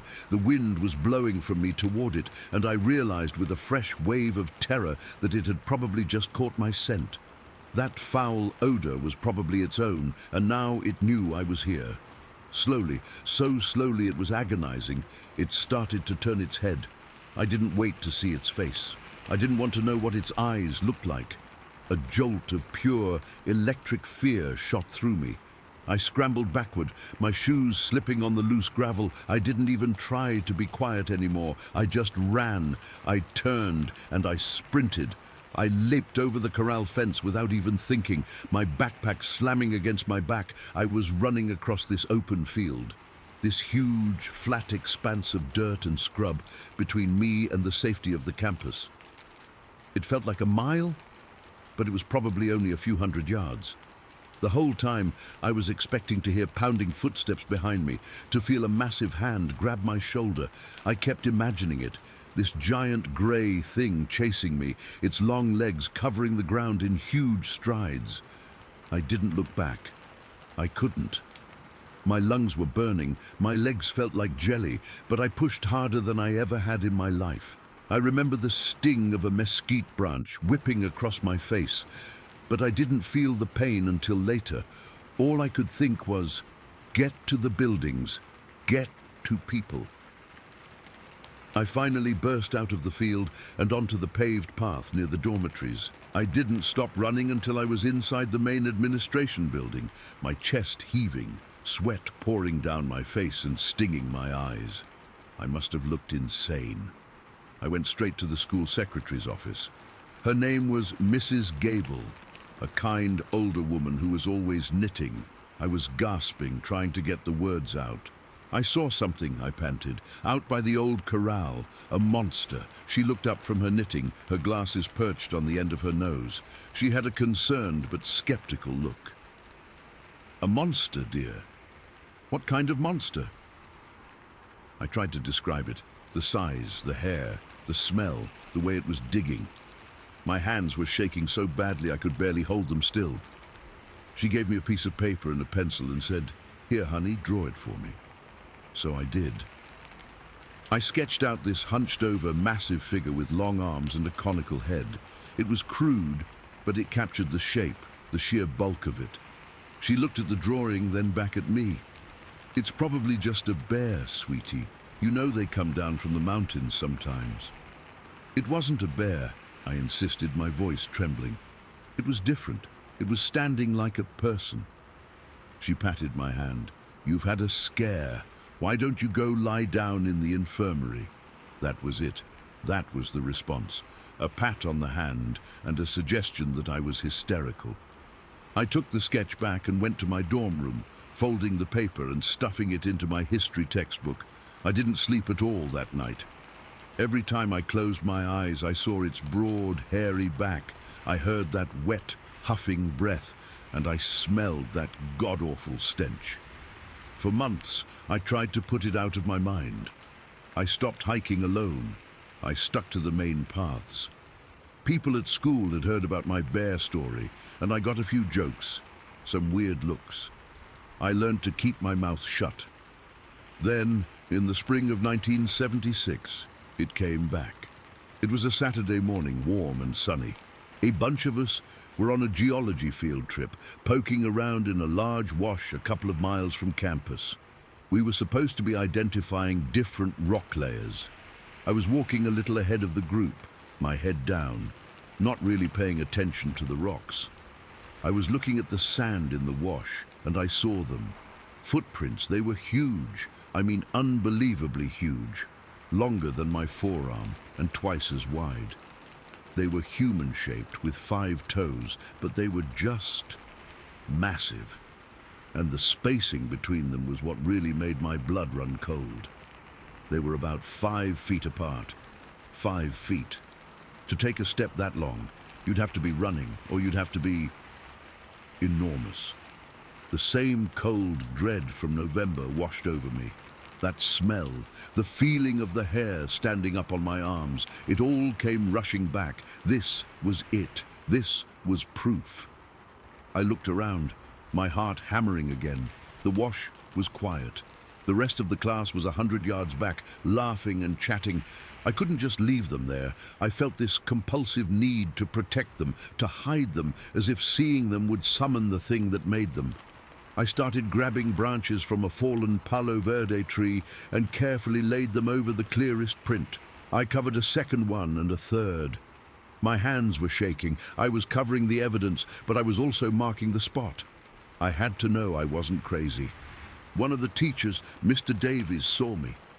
"What are you doing over there?" he called out, walking toward me. I stood up, my throat tight. "Look," I said, my voice barely a whisper. I pointed at the branches. He crouched down and moved one of the branches aside. His face went slack. He wasn't a dramatic guy. He was a serious, science-minded man. He stared at the footprint for a long time. He took out a ruler from his field kit and measured it. He measured the stride. He didn't say a word. He just looked from the print to me, and his eyes were wide. "Those are very large tracks," he finally said, his voice low and careful. "Yeah," was all I could manage. He stood up and called the other students over. "Everyone, take a look at this. What do you make of these?" A few kids oohed and awed. Someone said, "Whoa, Bigfoot," and everyone laughed. Another kid said it was probably a prank, someone messing around with fake feet. The moment was gone. The teacher didn't defend what he'd seen. He just let the moment pass, and soon everyone was moving on, back to looking for igneous rocks. Mr. Davies pulled me aside before we got back on the bus. He looked at me, and for a second I thought he was going to say he believed me. Instead, he just said, "Don't go telling stories, son. It'll only cause you trouble." I nodded. I knew then that it didn't matter. I had the sketch, I had the memory of those footprints, and I had the bone-deep knowledge of what I had seen that day in November. The thing was real. It was out there, and the worst part wasn't the fear of seeing it again. The worst part was the loneliness of knowing it, of carrying this secret that nobody else would ever accept as the truth. I never saw it again after that. But I never forgot the feeling of being watched by something ancient and powerful, something that belonged to the desert in a way I never could. And sometimes, on a quiet night when the wind is just right, I can almost smell that smell again, and the fear comes back, as fresh and as cold as it was that day. Story 15. Okay, so I've been reading through this forum for a while now, mostly just lurking. But something I saw the other day about weird woods encounters finally pushed me to type this out. I've never told this to anyone, not the whole thing, not like this. My hands are actually shaking a little while I'm typing this. It's stupid. I'm a grown man now. But just thinking about it again, really focusing on it, brings that feeling right back, the sheer gut-twisting terror. I was 7 years old. We lived in this old house in Louisiana, right on the edge of a thick patch of woods that seemed to go on forever. Behind our property was this area we all just called the woods. But there was a specific creek that ran through it, Beaver Creek. It wasn't anything special, just a muddy, slow-moving creek, but to us kids, it was this whole world of adventure. We'd spend all day out there, building forts, catching crawdads, just being kids. This one day, it was a Saturday, I remember, because there was no school. It was late afternoon, the sun was starting to go down, but it wasn't dark yet. That kind of golden hour light was filtering through the trees, making long, crazy shadows everywhere. I'd been playing by myself that day. My mom was inside doing something, and I was just messing around near this one big ditch that ran perpendicular to the creek. It wasn't a deep ditch, maybe 5 or 6 feet down, but the sides were steep and muddy, especially if it had rained recently. I was at the bottom of this ditch, poking a stick into the mud, looking for fossils or interesting rocks. I was completely in my own world. The air was thick and humid, the way it always is there, and you could hear all the normal sounds, cicadas buzzing, the occasional plop of a turtle dropping off a log into the creek, the leaves rustling. It was just a normal day. I decided to climb out. The side of the ditch I needed to get up was the one closest to this really dense bamboo thicket. It wasn't the kind of decorative bamboo you see in gardens. This was the wild, invasive stuff, growing in these impenetrable clusters, with canes as thick as my wrist back then. It was a wall of green. I started climbing, using roots and clumps of grass as handholds. The dirt was cool and damp under my fingers. I got to the top, pulling myself up over the lip of the ditch, and I brushed the dirt off my knees. I was just about to turn and head back towards the house when I saw it. In the bamboo thicket, maybe 20-25 feet away from me, there was something standing there. It wasn't a person. I knew that instantly. My brain just went, no. It was tall, really tall. I remember thinking it was as tall as my dad, who was about 6 feet. It was just standing there, completely and utterly motionless. It was covered in hair, but it wasn't like a bear's fur. It was stringy, a reddish-brown color, like rusty wire or wet leaves. It looked matted, like it had been through a swamp, and it was staring right at me. Its face, God, its face. It wasn't expressive, it wasn't snarling or smiling or looking curious. It was just blank. The eyes were the worst part. They were dark, deep-set, and they were locked onto me with an intensity that felt physical, like a weight. There was no white to them, just dark pools. It had a heavy brow ridge, and its face was flatter than a human's, but not quite like an ape's either. It was just wrong. Everything about it was wrong. I froze. It wasn't a choice. My body just stopped working. My breath caught in my throat, and I couldn't even make a sound. It was like every instinct in my body was screaming at once, but the main signal was just, don't move. We just stood there, me and this thing, locked in this silent stare. It felt like an hour, but it was probably only a few seconds. The normal wood sounds had stopped. The cicadas had gone quiet. It was dead silent except for the blood pounding in my ears. That's a real thing, by the way. I could actually hear my own heartbeat thumping in my head, a fast, panicked drumbeat. My brain was trying to make sense of it. A man in a suit, a prank, but it was so still, unnaturally still. People fidget, they blink, they breathe. This thing didn't seem to be doing any of that. It was like a statue made of meat and hair that was staring into my soul, and the place it was standing, deep in that bamboo, no grown man could have gotten in there without making a ton of noise. The bamboo was too thick. The fear was a cold feeling, starting in my stomach and spreading out to my fingers and toes, making them feel numb. I was 7. I didn't know what a Bigfoot was, not really. I'd seen cartoons, maybe, but this wasn't a cartoon. This was real, and it was terrifying. I knew I couldn't stay there. I knew I had to get back to the ditch. The thought of turning my back on it was unthinkable. The idea of it seeing my back, of it maybe moving when I wasn't looking, was worse than staring at it. So I started to move backwards. It was the slowest, most careful movement I have ever made in my life. I shifted my weight, my eyes glued to it the entire time. I didn't blink. I was afraid that if I blinked it would be gone, or worse, it would be closer. I took one tiny, shuffling step backwards, my sneaker scraping softly against the dirt. Then another. My heart was hammering against my ribs so hard I thought it would break them. Every muscle in my body was tense, ready to bolt, but I forced myself to keep it slow, keep it quiet. I was descending back into the ditch backwards, feeling with my foot for the edge, then for a foothold. The dirt crumbled a little under my heel, and the sound was like a gunshot in that silence. I flinched, my eyes still locked on the thing. It didn't react.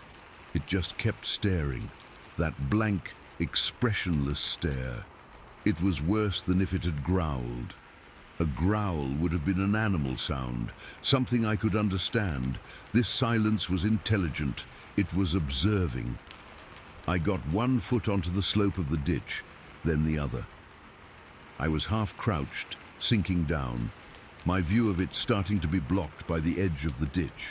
As I sank lower, its head was the last thing to disappear from my sight. Those dark eyes just watched me until the very last second, until the grassy lip of the ditch cut them off from view. The moment I couldn't see it anymore, something in me broke.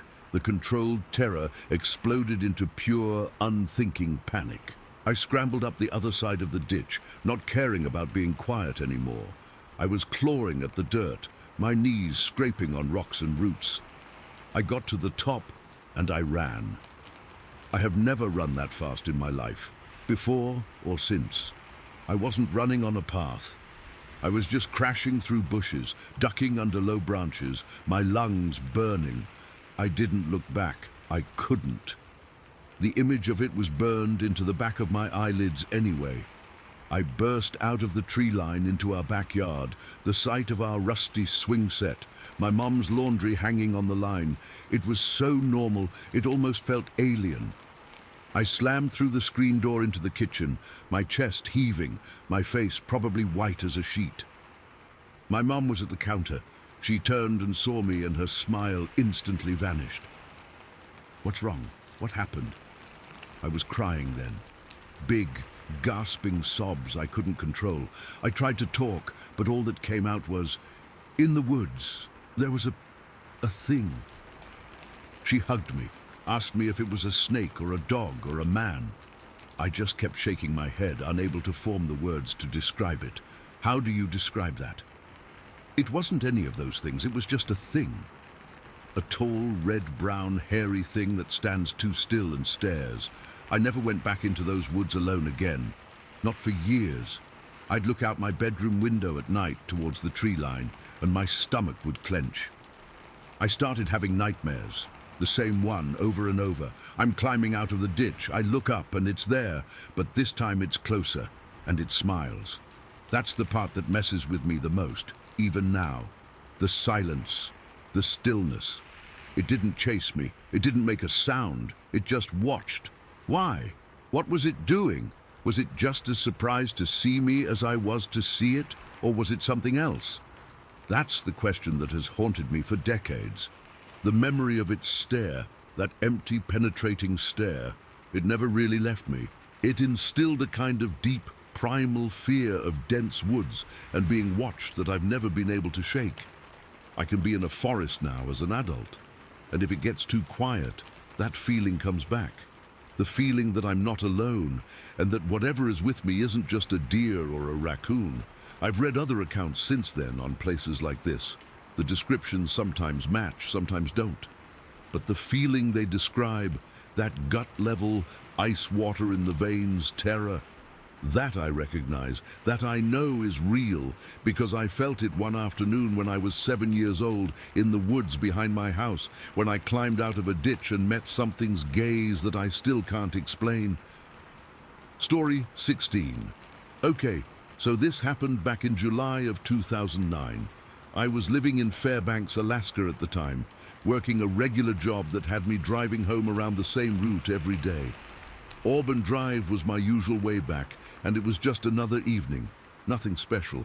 I'd finished up work, maybe around 6 or 7, and the sun was still pretty high because, you know, Alaska in July means it's light out forever. It never really gets dark, just kind of dims for a few hours, so everything had that weird, endless daytime feel. I was in my car, a beat-up old sedan that rattled a bit on the gravelly parts of the road. And I had the window down because the air was cool and smelled like pine and damp earth. I remember feeling tired but relaxed, just zoning out to the hum of the engine and the radio, playing some classic rock station softly in the background. As I got closer to Pearl Creek Elementary School, the road curves a little, and there's this stretch where the woods press in on both sides. Tall spruce trees, thick underbrush, that kind of thing. It's not remote or anything. Fairbanks is a city, but parts of it feel wild, especially around the schools where they've left patches of forest. I was driving at a steady pace, not too fast, maybe 30 miles an hour, just cruising along and thinking about what I'd make for dinner, or if I needed to stop for groceries. Then, up ahead, about 100 yards away, I saw something standing near the edge of the woods. At first, I thought it was a person, maybe a hiker or someone out for a walk, but right away, something felt off. It was too still, and the way it was positioned didn't look right for a human. It was just standing there, kind of hunched, facing the road. I slowed down a bit, squinting because the sun was hitting the trees at an angle, casting long shadows.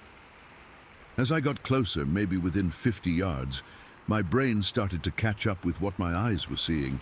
This wasn't a man. It was covered in fur, this reddish, rusty color, like old copper or something, and the fur was long, maybe 4 inches, kind of shaggy.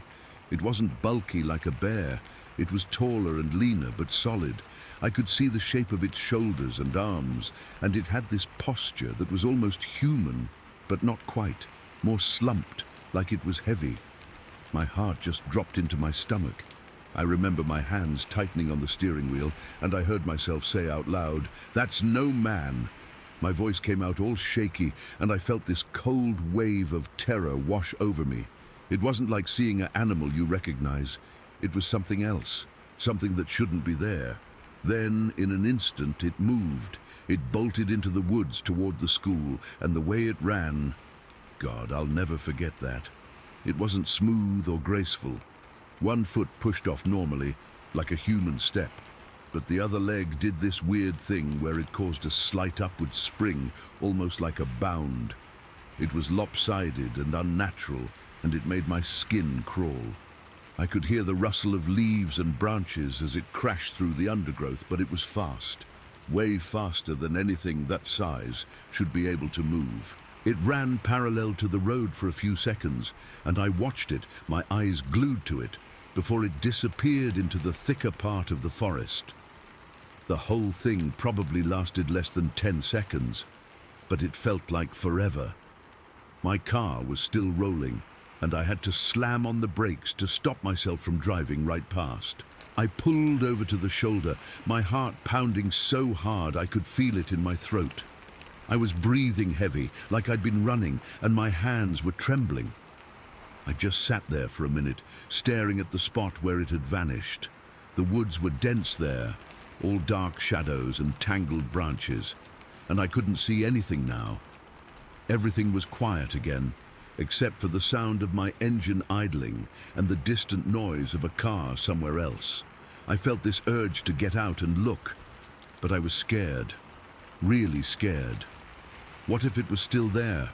What if it came back? After a couple of minutes, I forced myself to drive forward slowly until I reached the school parking lot. Pearl Creek Elementary has a big lot that's usually empty after hours, and I pulled in and shut off the engine. The silence was eerie. I got out of the car, my legs feeling weak, and stood there for a bit listening. I could hear birds chirping and the faint buzz of insects, but nothing else. The air was cool on my skin, and I wrapped my arms around myself, even though I wasn't cold. I walked toward the edge of the parking lot where the woods start, peering into the trees. The undergrowth was thick with ferns and bushes, and the light was fading a little, making it hard to see deep into the forest. I remember noticing how the ground was muddy in spots from recent rain, and I thought maybe I'd see footprints, but from where I was, it all looked undisturbed. Then I saw some people over in the school's community garden area. A couple of adults, probably teachers or parents, working with plants. They were maybe 100 feet away, and I considered going over to them, asking if they'd seen anything. But I didn't. I felt stupid, like if I said something, they'd think I was crazy. Plus I was still rattled and my mind was racing. What would I even say? Hey, I just saw a big furry thing run into the woods. It sounded insane. So I just stood there, watching the trees, hoping for some sign, but there was nothing. After a while, I got back in my car and drove home, my hands still shaking on the wheel. The rest of the evening was a blur. I kept going over it in my head, trying to make sense of it. Was it a bear? But bears don't run like that, and they're not that color or shape. Maybe a moose. No, moose are huge and gangly, not built like what I saw. This thing was upright, moving on two legs, but not like a person. That gait, it was so wrong, so unsettling. I didn't sleep well that night. Every little noise outside made me jump, and I kept getting up to look out the window, half expecting to see it standing in my yard. The fear was like a constant weight in my chest, and I felt this deep, primal dread that I hadn't felt since I was a kid afraid of the dark. The next day, I couldn't stop thinking about it. I had to go back.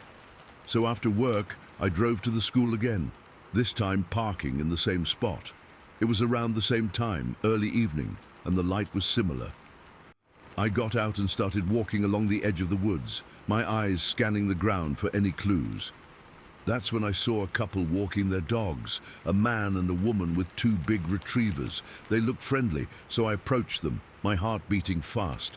I tried to sound casual, like I was just curious, and I asked if they'd ever seen anything strange around here. The woman kind of laughed and said, "Oh, you mean the Sasquatch?" My blood ran cold. She told me that the week before, some kids from the school had reported seeing a big, hairy creature in these woods, and they'd been calling it a Sasquatch. She said it like it was a joke, but I could tell she was a little uneasy too.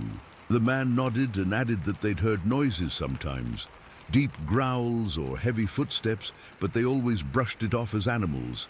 Hearing that made it all feel more real, but also more terrifying. If kids had seen it too, maybe I wasn't going crazy.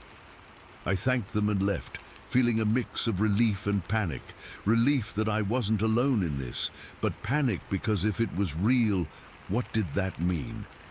I went home and decided to report it to the Alaska Department of Fish and Game. I called them up, and the person on the phone sounded bored.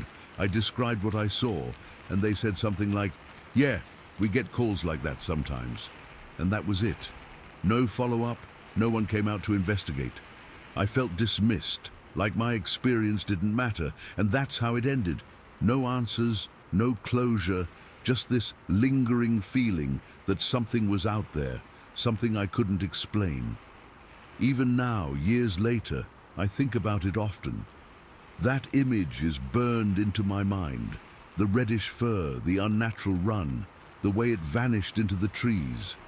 Sometimes I'll be driving down Auburn Drive and I'll slow down near that spot, my eyes darting to the woods, half expecting to see it again, but I never have. It's like it was just there for that one moment to shake me up and leave me with this awe and dread about the unknown.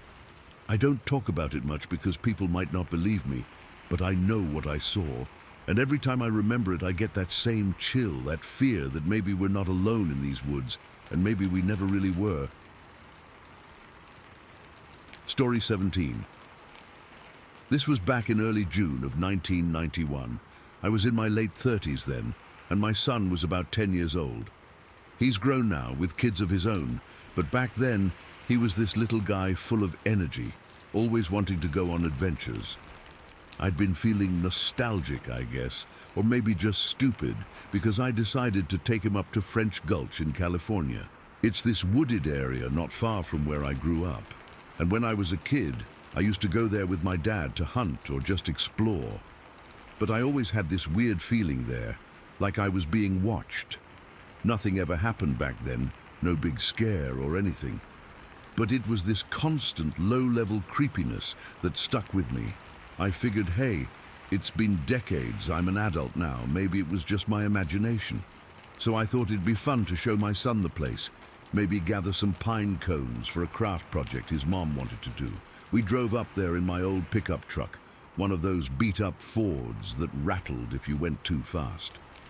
It was a warm evening, the kind where the air feels thick and the sun sets late. By the time we got there, it was fully dark, not pitch black, but that deep blue kind of night where the stars are just starting to pop out. I parked off this dirt road that cuts through the gulch, right near a spot where the trees thin out a bit. I remember the smell, that mix of pine needles, damp earth, and something else, something wild that you only get in places like that. My son was excited, bouncing in his seat, asking if we were going to see bears or something. I laughed it off and told him we were just here for pine cones. But honestly, I felt a little uneasy myself. Not scared, just aware, like my senses were on high alert for no reason. We got out of the truck and I left the engine running because I didn't want to drain the battery. The tail lights were on, casting this red glow behind us that made everything look kind of eerie. The woods were quiet at first, the way they get at night, with just the occasional rustle of leaves or a distant owl hooting. My son started picking up pine cones right away, stuffing them into a bag I'd brought while I stood by the truck, scanning the trees. I tried to shake off that old feeling of being watched, telling myself it was just memories messing with me. But then I heard it, a noise that didn't fit.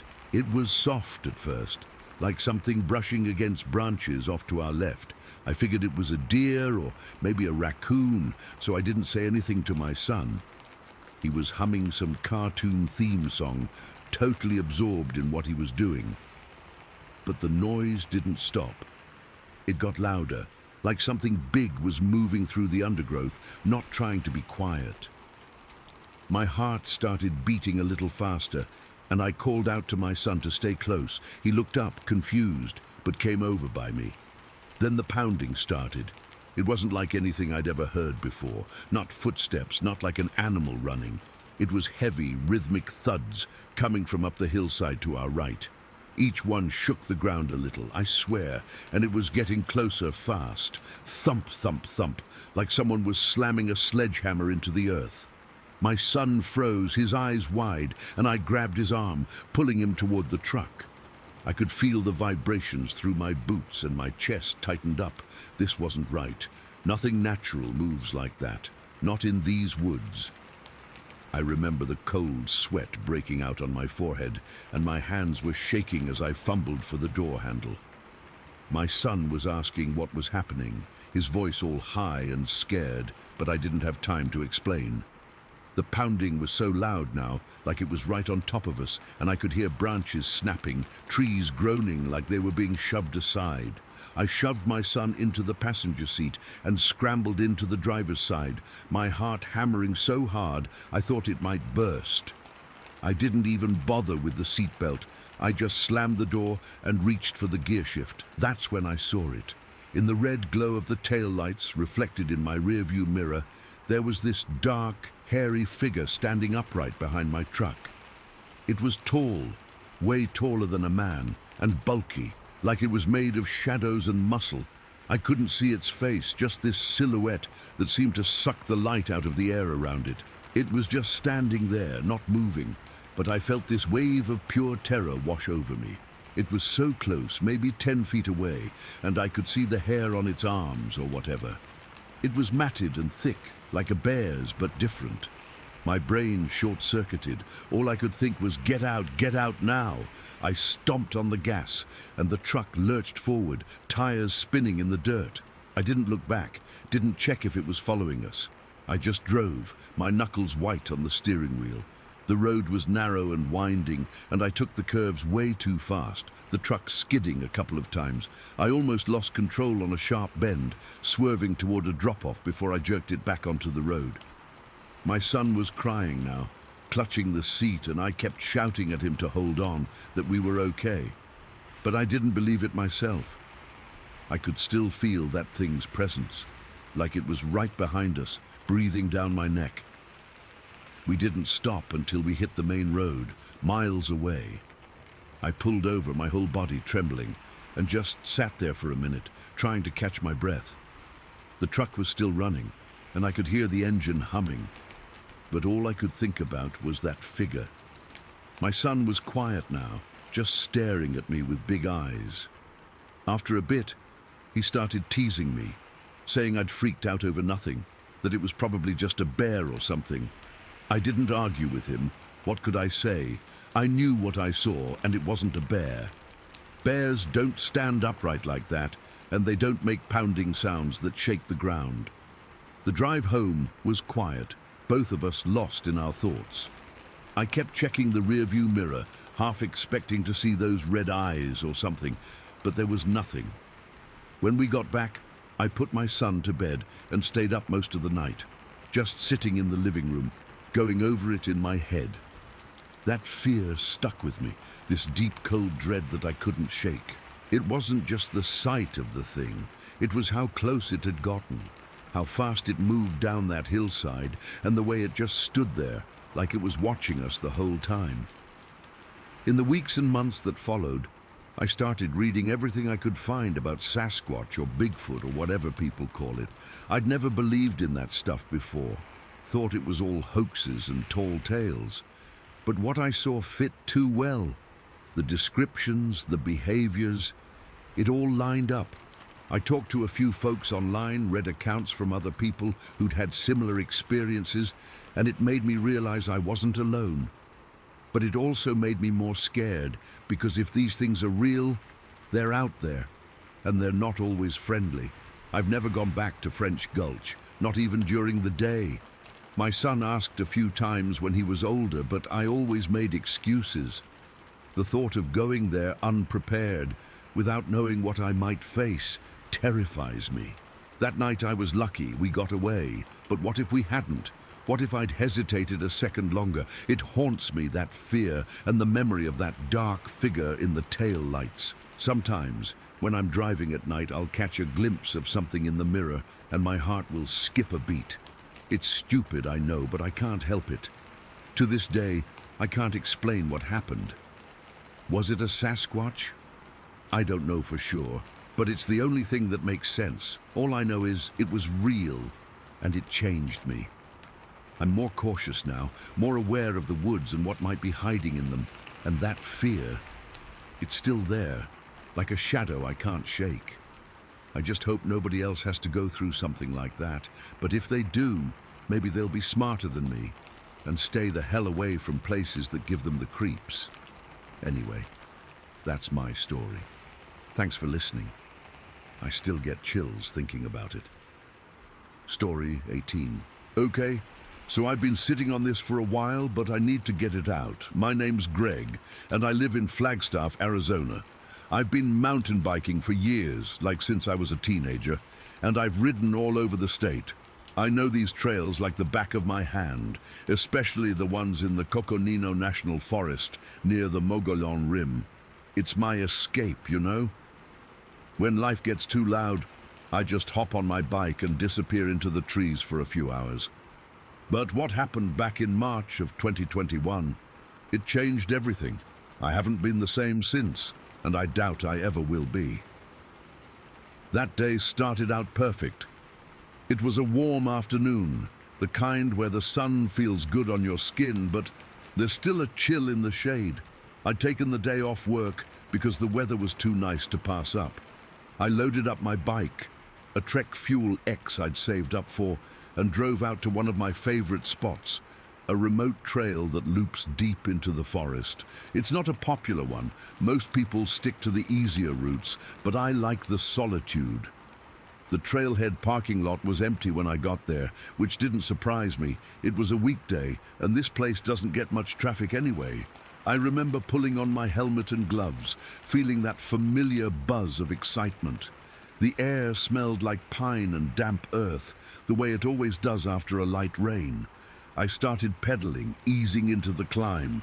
The trail was in good shape, a little muddy in spots, but nothing my tires couldn't handle. For the first hour or so, everything was normal. Birds were chirping, squirrels were darting around, and I could hear the distant rustle of leaves in the breeze. It was peaceful, the kind of ride that clears your head. But then, somewhere around the 2-hour mark, things started to feel off.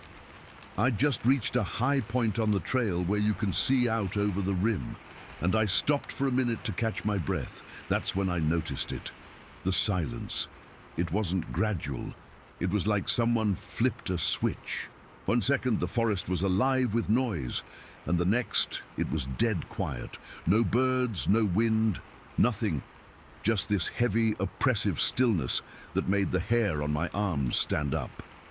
I've been in the woods enough to know when something's wrong, and this felt wrong.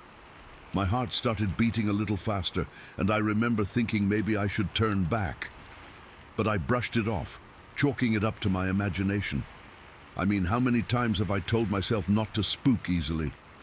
I got back on my bike and kept going, but the silence stuck with me. It was eerie, like the whole forest was holding its breath. Then, as I rounded a bend in the trail, I caught a whiff of something foul. At first, I thought it was a dead animal. You smell that sometimes out here, but this was different. It was thick, almost suffocating, like decay mixed with wet fur, the kind of smell that makes your stomach turn. I slowed down, my senses on high alert. The air felt heavy, and I could taste the rot in the back of my throat. I remember wiping my mouth with the back of my glove, trying to get rid of the taste, but it lingered. That's when I saw it. Up ahead, maybe 50 feet away, the trail was blocked by this thing. I froze, my hands gripping the handlebars so tight my knuckles went white. It was towering, way over 8 feet tall, and built like nothing I'd ever seen. Broad shoulders, long arms that hung down past its knees, and it was covered in dark, coarse hair that looked almost black in the shadows. It was just standing there, motionless, and its eyes were fixed right on me. They weren't like animal eyes. They were intelligent, piercing, and I felt like it was looking straight through me. My brain short-circuited for a second. I kept thinking, this can't be real, this isn't happening. But it was. The creature didn't move, didn't make a sound. It just stood there watching me. I don't know how long we stared at each other, maybe 10 seconds, maybe 30, but it felt like forever. My heart was hammering against my ribs, and I could feel sweat trickling down my back, despite the cool air. Every instinct was screaming at me to get away, but I was paralyzed. Then, slowly, I started backing up. I didn't turn around. I just eased the bike backward, my eyes locked on the creature. I remember the crunch of gravel under my tires, sounding way too loud in the silence. That's when it moved. It took a step forward, this long, effortless stride that covered ground way faster than I expected. It didn't run at first. It just started walking toward me, but the intent was clear. That's when panic really set in. I swung my bike around and started pedaling like my life depended on it. Because in that moment, I was sure it did. The trail ahead was downhill, thank God, and I leaned into it, pushing as hard as I could. My legs burned immediately, and my lungs felt like they were on fire. I've never pedaled that fast in my life. I risked a glance over my shoulder, and what I saw made my blood run cold. The creature was running now, upright, with these powerful, steady strides that ate up the distance. It wasn't clumsy or awkward. It moved with a grace that was terrifying. Its eyes were still fixed on me, and I could see the muscles in its legs and arms working as it ran. It didn't make any noise, No heavy breathing, no growls, just the occasional crack of branches as it wove through the trees beside the trail. It was pacing me, keeping up without even seeming to strain. Then I heard the calls, deep, guttural sounds that came from the woods to my left. They weren't loud, but they carried through the silence, and they sounded like communication, like there were others out there, answering or coordinating. That's when I knew I wasn't just dealing with one of them. The fear ratcheted up another notch, and I pushed myself even harder. My vision started to blur at the edges, and I could feel my grip slipping on the handlebars from sweat. Every bump in the trail jolted through me, and I kept expecting to feel a hand grab me from behind. The chase felt like it lasted forever, but it was probably only a few minutes. I was flying downhill, dodging rocks and roots, my bike rattling beneath me. I didn't dare look back again. I just focused on the trail ahead, praying I'd make it to the parking lot. The creature stayed with me the whole time, always just at the edge of my peripheral vision. I could sense it there, a dark presence moving through the trees, silent and relentless. When I finally burst out of the woods and into the clearing where the parking lot was, I almost sobbed with relief. My truck was right where I'd left it, about 100 yards away. I pedaled like a madman across the gravel, my legs screaming in protest. I didn't stop until I was right next to the driver's side door. I threw my bike down, didn't even care if it got scratched, and fumbled for my keys. My hands were shaking so bad I could barely get the key in the lock. I yanked the door open and dove inside, slamming it shut and hitting the locks. I was breathing in ragged gasps, my whole body trembling. I sat there for a second just trying to catch my breath, and that's when I saw it again. The creature emerged from the trees at the edge of the clearing, stopping right where the forest met the open space. It stood there, tall and imposing, and it was still looking at me. Then, from deep in the woods, I heard a series of knocks, like someone hitting a tree with a thick branch. 3 sharp knocks, then a pause, then 2 more. The creature tilted its head, almost like it was listening, and then it turned and melted back into the darkness, disappearing as if it had never been there. I sat in my truck for what felt like hours, but it was probably only 20 minutes. I couldn't move. I just stared at the spot where it had been, my mind racing, the image of that thing, its size, its eyes, the way it moved, was burned into my brain. I eventually started the engine and drove away, my hands still shaking on the wheel. I didn't look back. I never went riding alone again after that. A few days later, I sold my bike. I couldn't even look at it without feeling that same panic rise up in my chest. Sometimes when I'm trying to fall asleep, I'll see its face in the dark and I'll jolt awake, heart pounding. I know people talk about Bigfoot or Sasquatch like it's a myth, but I saw it. I felt it, and I know now that we're just visitors in their world. Whatever that thing was, it's out there, roaming the Arizona wilderness, and I hope to God I never see it again. Story 19. It was one of those late summer days in the Upper Peninsula, the kind where the air starts to get that little bite of coolness even before the sun goes down, letting you know that autumn is right around the corner. I remember it was a Tuesday because I'd spent the whole day fixing a leaky pipe under the camp sink, and I was sore and grumpy.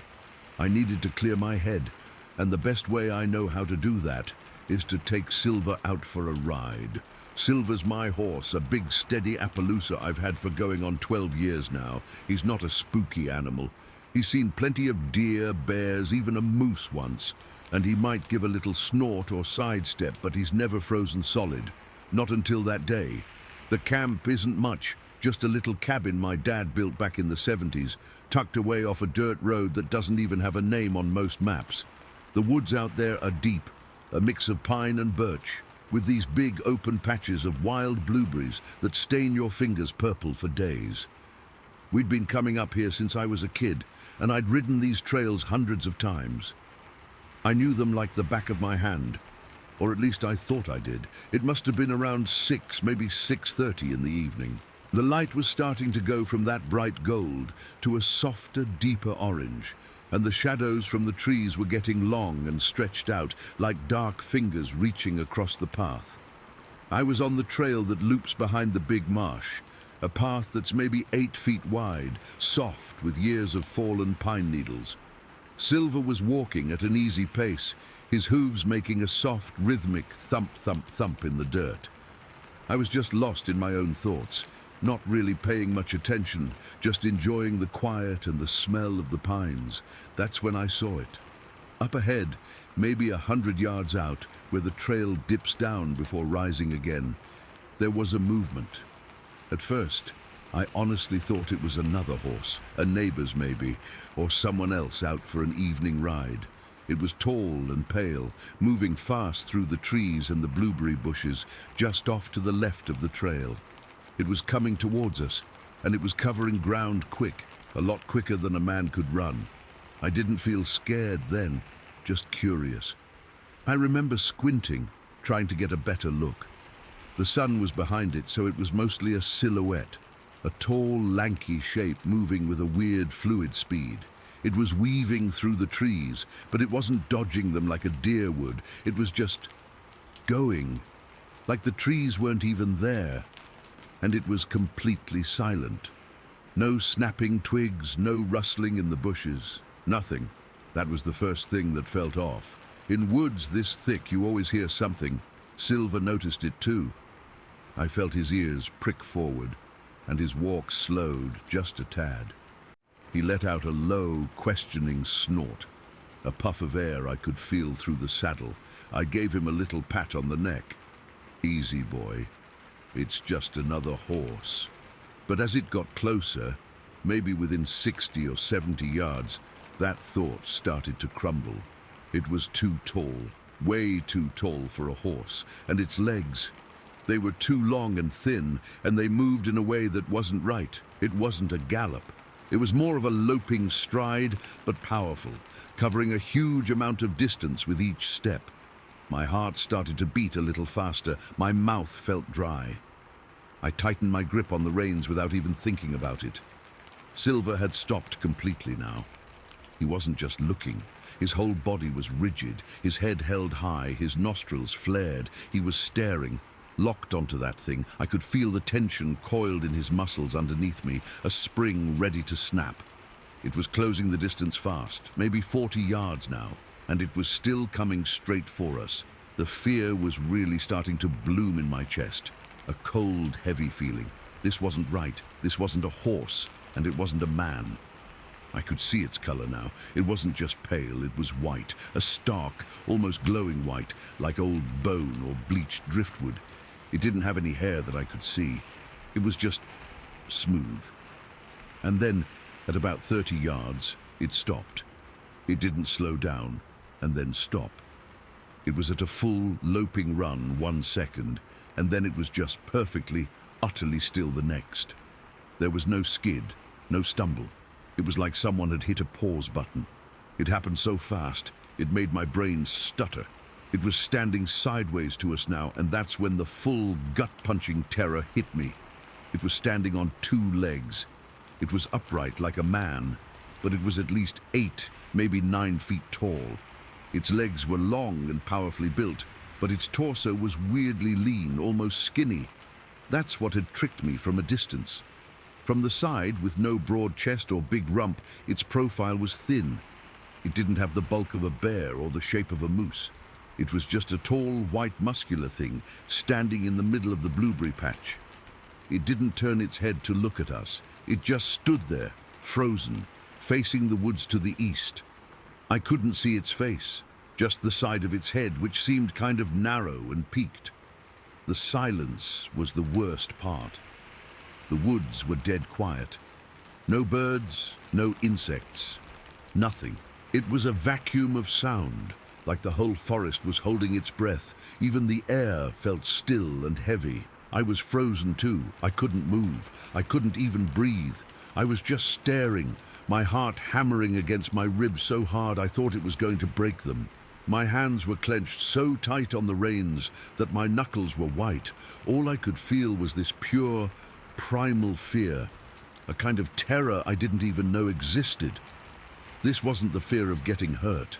This was the fear of being in the presence of something that shouldn't be, something that defied every rule of the world I knew. Silver was a statue beneath me. He wasn't trembling or trying to bolt. He was just gone. Calmly still, like he'd been turned to stone. He was usually a warm, breathing presence, but in that moment, he felt like a cold leather saddle on a block of wood. The thing just stood there for what felt like an hour, but was probably only 10 or 15 seconds. It was so close, I could see the way the muscles in its leg were defined, like a human athlete's, but on a massive scale. I could see the texture of its skin, which wasn't smooth like I first thought, but had a rough, almost leathery look to it. It was so utterly alien. My mind was screaming, trying to find a box to put it in, a bear, a weird deer, a person in a suit, and it couldn't. It just kept coming up empty. Then, without any warning, it moved again. It didn't turn. It didn't make a sound. It just leaned forward and shot off into the trees, heading east, away from the trail. It moved from a dead stop back into that terrifying, silent, loping run in an instant. It wove through the pines, its white form flashing between the dark trunks, and then it was gone. It didn't fade into the distance, it just vanished.